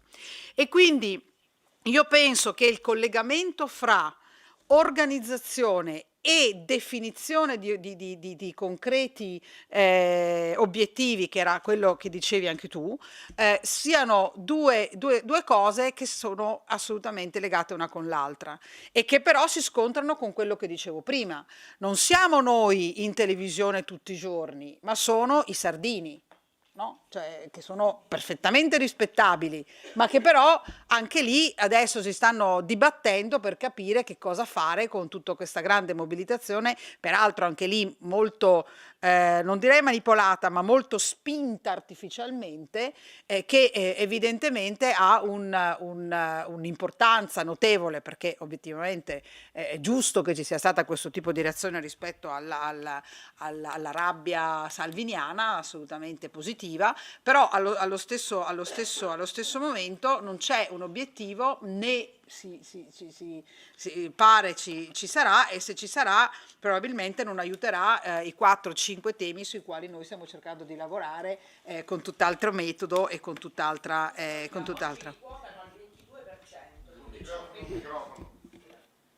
Oggi le sardine sono quotate a circa il 22%, quindi ci sta il 22% di elettori italiani che voterebbero questi, che non hanno neanche un'idea né una priorità.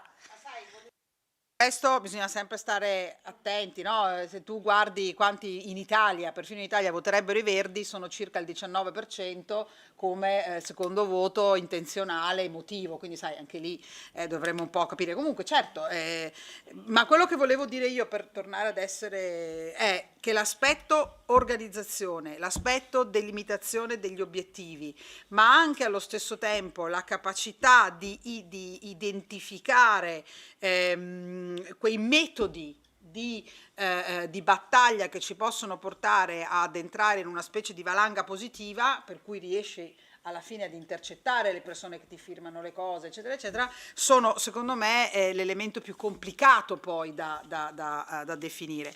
Allora, sulla tua proposta di ritirare le quattro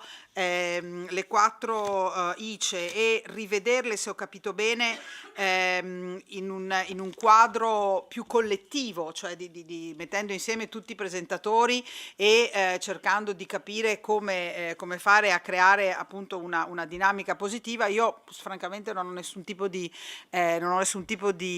problema.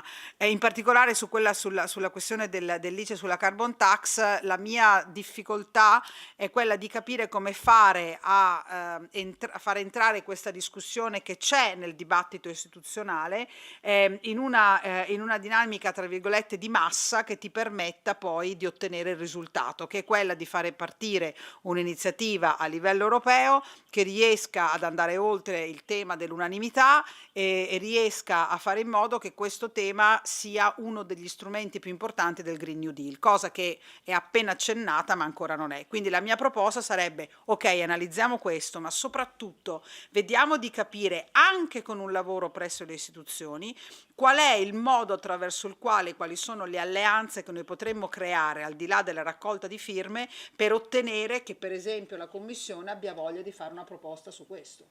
Cioè, nel senso che le firme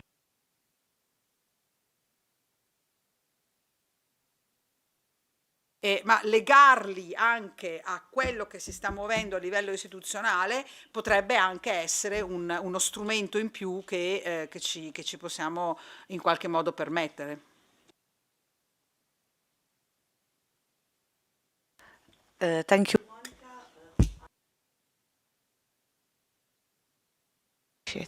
And I listen a voice. Okay, I will speak, and then we have Professor Ammann and Professor Renoux, Sibilla. Okay, cool. So the point where I disagree with Monica, or maybe we use two different terms to say the same thing, is that I think politics is one, and then there are multiple ways. I mean, this is how I see it and how I see what we are doing. So there is politics, and then there are different ways to achieve political results. One of which is being elected within the institutions, and that's essential.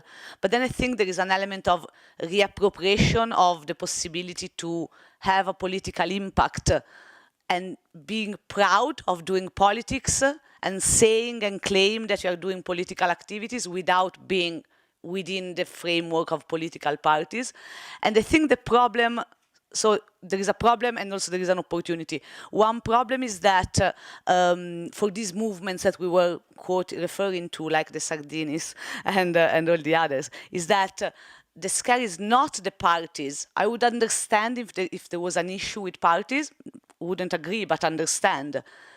I have a problem when the problem is with politics. When I go, and the same problem, I have the same problem also with some civil society organizations.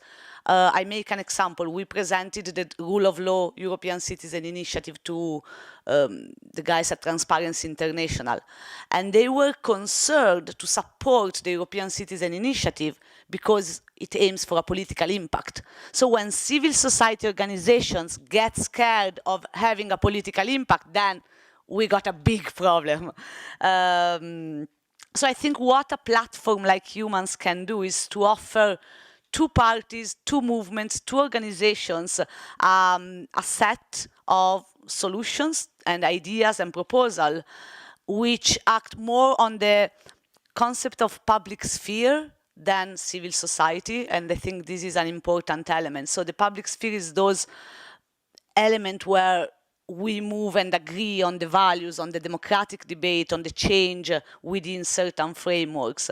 And I think this is something to keep in mind in our elaboration into this. To go back to what Hervé was saying about the amount of potential campaigns and action that can be done on the necessity to choose one. So I think I see two elements. If I have to choose one, the most important to me is that people are aware of the fact that they need to be aware that they can do stuff. But on the other side, I think if we want to try to imagine a reform on different topics, we should be able to unleash those people within the public sphere that feel the urgency of a specific instance. And then you will have sort of hubs of people that care only about carbon pricing, like Carlo Maresca, or people that care only about reforming democracy, like Lorenzo Mineo. But I mean, I think the challenge that we have imagining what we are building is how we have people and organizations that cooperate together on urgencies, that if you put them together, you get a sort of a reform type of approach.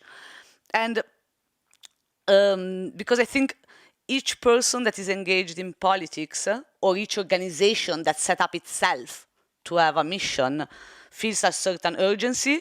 But on the other side, each person and each organization who is smart enough is aware that needs to cooperate with others beyond borders, beyond time and space. So my last reasoning is that I think in the moment when you want to cooperate, you need to balance two things, and we go to the organization bit. You need to balance your identity as a person or as an organization, so you have your mission, your idea, your thing, but also you give a bit away of that because you need to cooperate with others.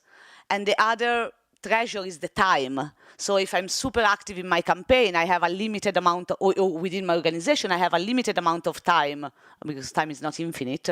I don't know, Professor, what thinks about it, but I would say it's not infinite.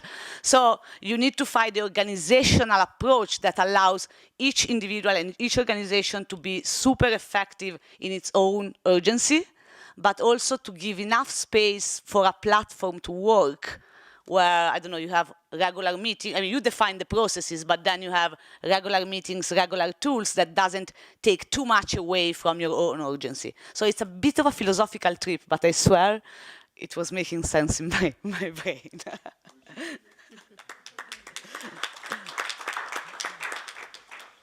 Professor Klaus Ammann.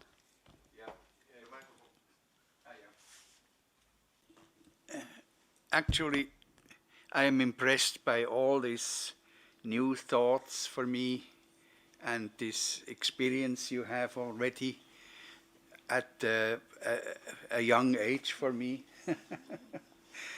I have to tell you an experience which is nearly unique in Bulgaria. I was present at the democratic revolution in the forefront. I marched with the two last demonstrations, and we were still really afraid of being shot at that time, you know. But after the second big demonstration, we were in the restaurant Budapest, and Mladenov announced his retirement in a black and white screen. And you should have heard this Huronic cry of the whole restaurant. What happened? And we ran out to the street and danced with everybody. It was a euphoria I will never, ever again go through. And I thought all the problems in Bulgaria are now solved, you know. The big breakthrough and so on. And then I was even invited to come to other meetings, and one I met. But I saw, in the hindsight, I must say, there was so much amateurish action afterwards. Still in the euphoria, we have solved the problems. And actually, no problems were solved. And it just dissipated, the whole thing. And the big revolutionaries like Boyanov and other zoology guys and academic guys, they just vanished from the scene. They didn't show up anymore.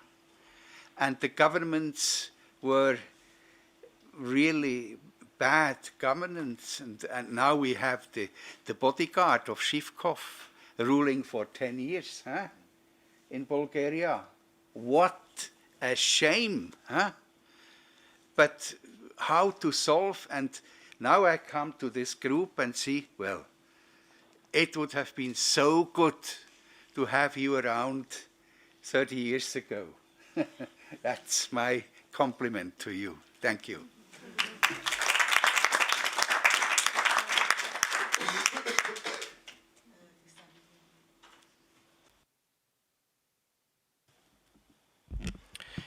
Merci, je vais parler en français, pas trop vite j'espère. Je n'ai pas participé à votre journée hier, donc je ne veux pas juste rappeler peut-être ou poser une question sur l'action directe dans la démocratie participative, l'importance des mouvements qui se développent en Europe, dans tous nos pays, autour de la désobéissance civile. Marco Cappato connaît ça, un bon exemple d'une action de désobéissance civile qui aboutit à un changement dans la loi, mais cette importance autant dans le mouvement au niveau de la lutte pour l'écologie que dans d'autres domaines, et c'est un thème qui mobilise une grande partie de jeunes. Et il y a aujourd'hui dans pas mal de nos pays des formateurs à l'action à la désobéissance civile, à l'action non violente directe, qui ont un grand succès. Et donc je pense que c'est important aussi dans la démocratie participative de ne pas simplement rester, j'allais dire, au niveau de la pétition, qui est importante, hein, mais aussi une façon d'entrer dans l'action directe, dans la désobéissance civile, qui permet d'ouvrir des portes, de conscientiser. Et alors ça n'amène pas forcément des masses, parce que ça demande un engagement, une conscience importante, mais ça permet de poser sur la place publique des questions qui sont entendues du fait de ce mode d'action. Voilà, c'était juste une réflexion sur ce thème.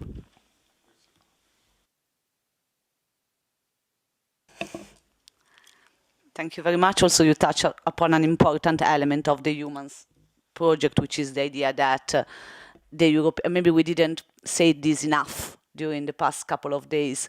The European Citizen Initiative was chosen as the main tool of action. First of all, because it's the only participatory democracy tool available within the European Union.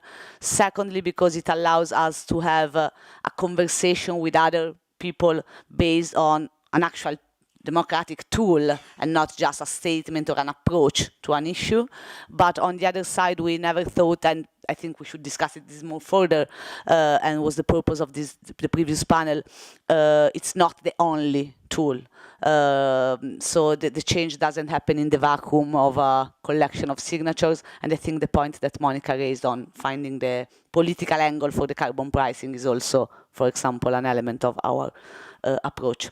We have Sibilla, then we don't have anyone else registered to speak. Niccolò.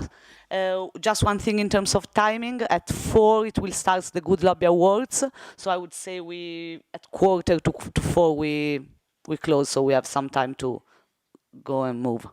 Ok, Sibilla e Niccolò. A proposito della battaglia sul carbon tax e sul fatto che raccogliere le firme dei cittadini possa essere più o meno, diciamo, importante da legare invece delle iniziative in Parlamento, io penso che questo strumento ha bisogno di vittorie. Per legare di nuovo i cittadini alla passione politica, i cittadini hanno bisogno di vedere che la loro azione ha un qualche genere di senso. Quando noi parlavamo in questi giorni dell'ICE ci veniva detto sì, c'è un'ICE che ricordo essere riuscita a sfondare il muro, eccetera, sui pesticidi. Ora, io non credo che sia per certi versi, allora, tutti questi temi sono sostanziali, non importanti, ma se noi stabiliamo un canale, se questo canale si rafforza, questo canale potrà portare le istanze fondamentali di cui noi stiamo discutendo. Quindi è molto importante costruire un canale che in questo momento invece è ancora estremamente labile, è fragile. Questa discussione su come costruire questo processo è proprio agli inizi, è quasi così, e va premiata. Se delle istituzioni diventano permeabili a questo genere di iniziativa, probabilmente potrebbero anche configurarsi come delle istituzioni che hanno questa qualità. Ma io direi che questo è quello che volevo dire. Niccolò? Yeah, I wanted to remind us that the European Commission these days is talking about the Convention on the Future of Europe and the European Council, and there's plenty of people now talking about civic deliberation and civic assemblies, from the European Commission to the Council to Fridays for Future that wants to run their own civic assemblies on the climate, to Extinction Rebellion, who will do their own contesting what Fridays for Future are doing, and so on. And I wonder whether there's not a way for us to align in a virtuous way these different moments of civic deliberation, so that we have, almost as a civic disobedience act, the Extinction Rebellion civic deliberation about what Europe ought to be doing on climate, at the same time outside the official Convention on the Future of Europe deliberation, so that we're not trying to force everybody into one space, but we're saying there's a multiplicity of spaces which are contesting and dialoguing between themselves. So I really feel like this civic deliberation question is one that many people are picking up on assemblies and so on. And in that regard, I also think that there's some need for utopian proposals in a time when also the European machinery is a little bit trying to capture the spirit of civic deliberation and use it for its own ends. And so one proposal I would make, which is by no means unique, is, for example, give Strasbourg to the citizens. What should we do with the Strasbourg Parliament? Well, give it to the citizens. It should be a permanent space of civic assemblies, civic panels, and so on. If France comes back and says, but it's a historic place of European reconciliation, we say, yes, exactly, it's where the citizens should meet to deliberate together. And so why not have that as a kind of proposal just to symbolize the need for institutional space run by the citizens for the citizens? Which would solve the problem of the funding to political initiative as well, like more space for action. Maria Luisa Stasi, and then maybe Carlo Maresca in between. You can add your name to the list. Thank you. Just a quick reaction to a couple of things that have been said. As it was rightly said, not all politics are the same. I would tend to believe that not all civil society is the same as well. I know I see the big picture, I know where this comes from, but there are a number of civil society organizations, they're not afraid at all to be engaged in what can be defined as a political debate, all the contrary. And this goes at national level, but also at international level and European level.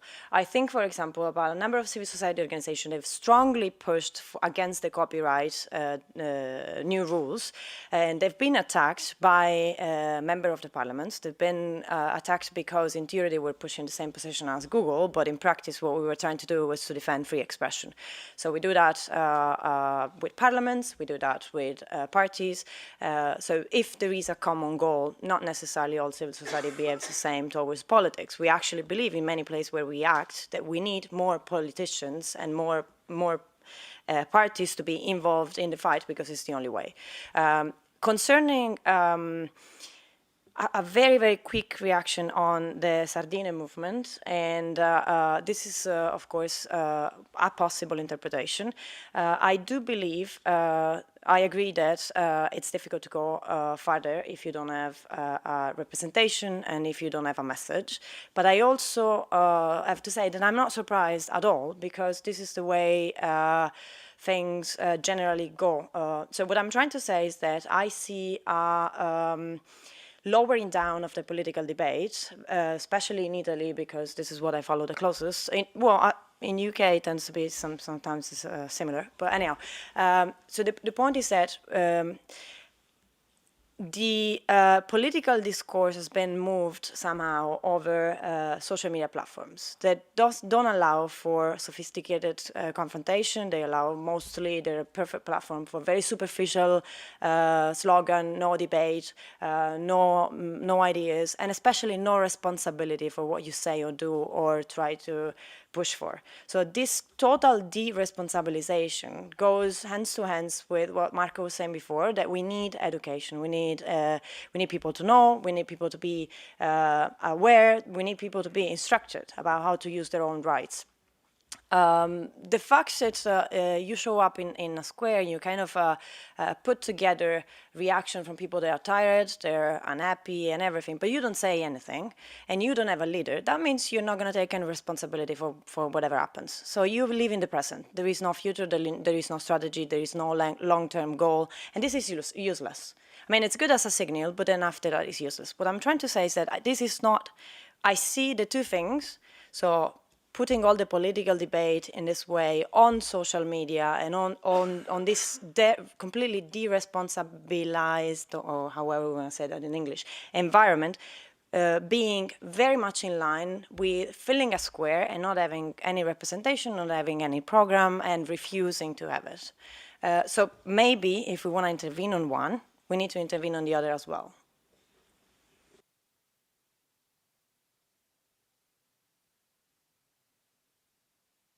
There is no one signed to talk, so it's free moment. Cappato, I was sure. And then Franco after Marco. No, allora dopo Franco, perché volevo andare un po' verso le conclusioni. Dov'è Franco? I'm here. Yeah, I'll make a quick remark. I think talking about the sardines and the Friday for Futures kids and everything, I think there is a hunger for representation. There is a lack of, I think people feel like they have lost representation from big parties.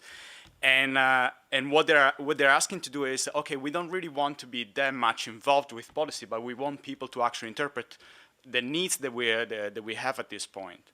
So I think we should be careful with trying to ask. We should be careful with asking them to try to elaborate too much on policy, not because it's not right for citizens to elaborate on policies, but because what they're trying to do is, okay, we are showing you where the gap is in the policy debate at this point, and we need somebody to interpret it. we were having a conversation with some colleagues, some other environmental colleagues, environmental science colleagues about this. They were saying, okay, well, but the Fridays for Future movement, yeah, they're saying, yeah, we want all these, we want environmental policies to be taken seriously, but prices might go up, and they're not really arguing properly against, not against, but in an articulated way for environmental policy. And if there are some repercussions in policy, then people will get angry, making, for instance, the example of the yellow jackets in France. But that is really not the point of these movements at this point. And there needs to be something else that fills up this gap of representation, and that's what really they're asking at this point. So that's everything. Have Alice and then Marco. Volevo leggervi una cosa che spiega abbastanza bene il problema della politica e della comunicazione. Si chiama la danza della pioggia. Un tempo si faceva la danza della pioggia. Lo sciamano si vestiva con paramenti sgargianti, ululava, ballava e girava in tondo. Dopodiché talvolta pioveva, talvolta no, ma non dipendeva da lui. Scusate, avete ragione. Dopodiché talvolta pioveva, talvolta no, ma non dipendeva da lui, almeno credo. Rituali propiziatori, esorcismi. Oggi c'è la politica, che svolge la stessa funzione del tutto irrilevante ai fini di fermare la catastrofe ambientale, lo scioglimento dei ghiacciai, l'aumento della temperatura, ma anche ai fini di rilanciare la crescita, superare la stagnazione, eccetera, eccetera. Non è sempre stato così, intendiamoci.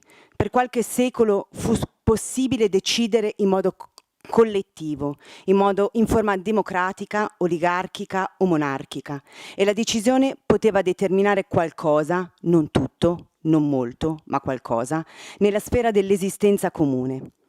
Ora non più. Mi duole dirvelo, ma la politica non è più in grado di scalfire la superficie degli eventi, perché è diventato impossibile decidere in tempo a causa della velocità infinita dei flussi di comunicazione. Ed è diventato impossibile determinare il corso degli eventi, perché la complessità delle relazioni economiche, sociali e psichiche è divenuto tale che nessuna decisione potrebbe in ogni caso dominarle, e perché la macchina tecnica connettiva ha incorporato nelle relazioni linguistiche automatismi cui non è possibile sottrarsi.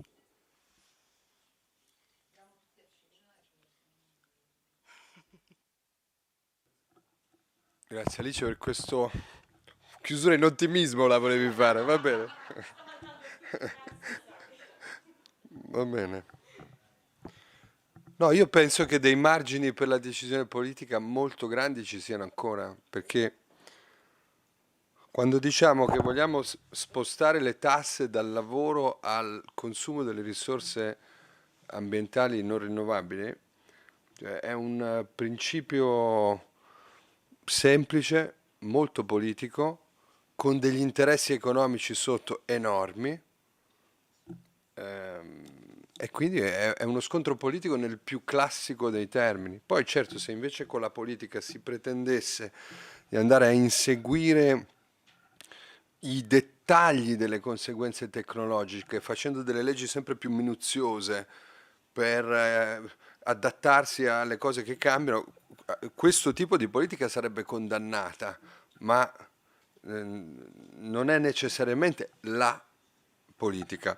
Io volevo chiudere su alcune piste di lavoro che abbiamo intenzione di intraprendere, così ci lasciamo nella consapevolezza di alcune delle cose che vorremmo fare. Da una parte è molto importante il riferimento che ha fatto Niccolò sulla conferenza per il futuro dell'Europa, perché questa cosa andrà seguita con grande attenzione. Anche questa idea di Strasburgo non mi sembra male, che si potrebbe... Noi avevamo fatto ai tempi, 20 anni fa, tutta una campagna sui costi della doppia sede, eccetera, eccetera, vabbè. Ma invece in una versione quasi di creazione di una sorta di seconda camera della partecipazione, eccetera, mi pare che potrebbe essere qualcosa di molto interessante. Credo che dovremmo continuare a tirare però il filo che abbiamo tirato a 5 giorni da questa conferenza, quando abbiamo proposto a tutti i promotori delle ICE di sottoscrivere la richiesta alla Commissione europea di riservare pari dignità nella conoscenza e nell'informazione agli appuntamenti elettorali europei e agli strumenti di partecipazione europea.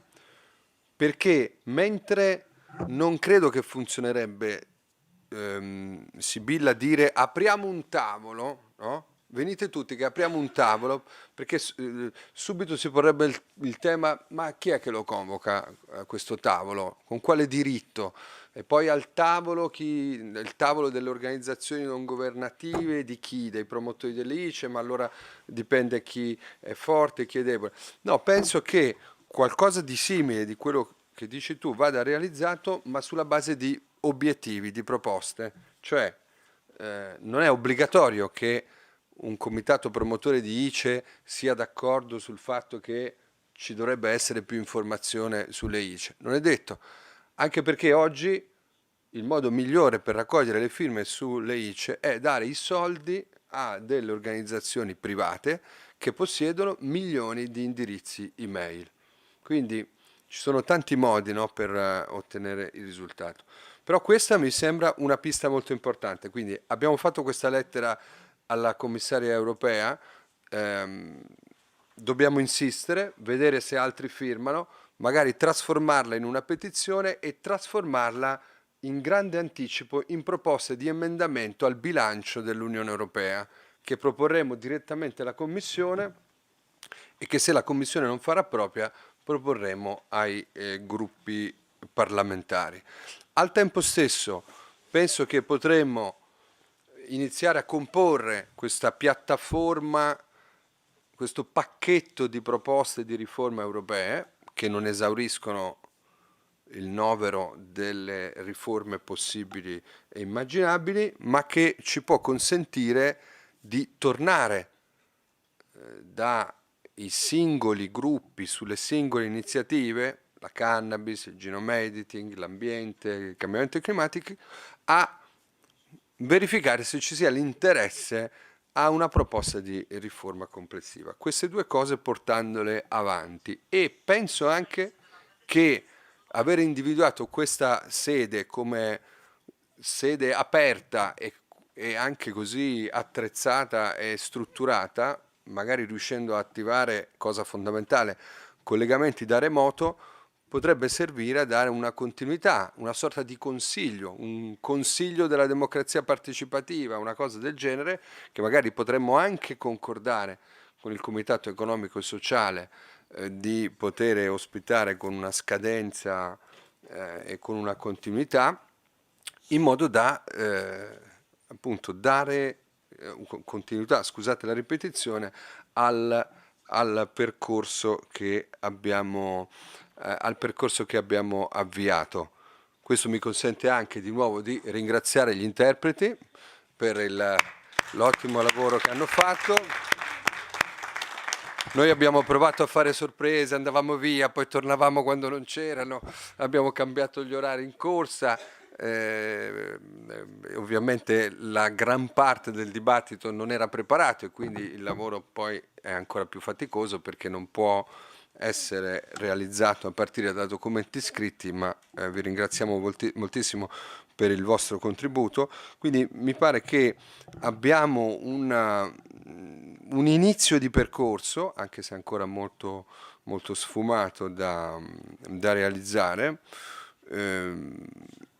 Gilla, pare che la mamma di Gilla si sia stufata di averla a casa a Milano e quindi probabilmente la rimanderà a Bruxelles, e questo sarà anche importante per ridare connessione insieme a Octavian quei rapporti, quelle relazioni anche con il mondo europeo e belga pure, che è stato attivato in queste settimane, in questi mesi. Quindi, nonostante l'ottimismo che Alice ha provato a instillare in questa ultima fase di riunione, dando la parola per una chiusura a Virginia Fiume, credo che un briciolo di ottimismo, o almeno di speranza, ottimismo non ci piace tanto, ma di speranza ce la possiamo serbare nei nostri cuori. Virginia. Grazie Marco e saluti alla mamma che mi segue da casa. No, allora, direi che è stato... No, sorry, I want to speak in English, sorry. So, thanks Marco and cheers to my mom. I think it was very important to have an opportunity to be here all together, and I really want to thank all the discussants, the European Citizen Initiative's promoter who joined us today, starting from that letter, like Veneta, and the ECI about the aviation tax, and the European Citizen Initiative about the genome editing, because I think it's important, as we were saying, to go beyond the borders of each initiative, first of all, even beyond geographical borders. I want to thank the organizations that made this possible, starting from Science for Democracy, Associazione Luca Coscioni, but also the sort of almost blind support by European alternatives, TheGoodLobby, ECIT Foundation, and the Centre d'Action Laique. Blind in the sense that as we all have seen, it's a process. So it's great that we had the opportunity to create a space for dialogue and confrontation on these topics. You will hear from us again. I just want to take one more minute to thank Annalisa Angeri, who helped us to find this location, Simona Bonfante and Roberto Mancuso, who worked there very hard to make sure that we had a Eumans.eu website ready as a V0 for this opportunity, and and I don't want to forget anyone, so all the guys that are working on this in Italy since months on setting up the initiatives and making this debate more meaningful, because it's based on facts on the ground and initiatives and not only ideas and statements. And I think that's it. See you soon, and thanks for the people who follow us on social media channels, and Michael Bra for making it happen as well.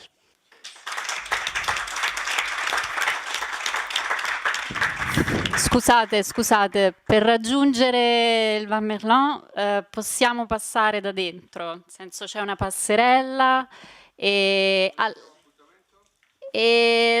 qui a 4 meno qualcosa, però dovete conservare il vostro badge. Con questo non rifacciamo i controlli. C'è qualcuno che ci aspetta alla passerella al 4º piano. Così non usciamo.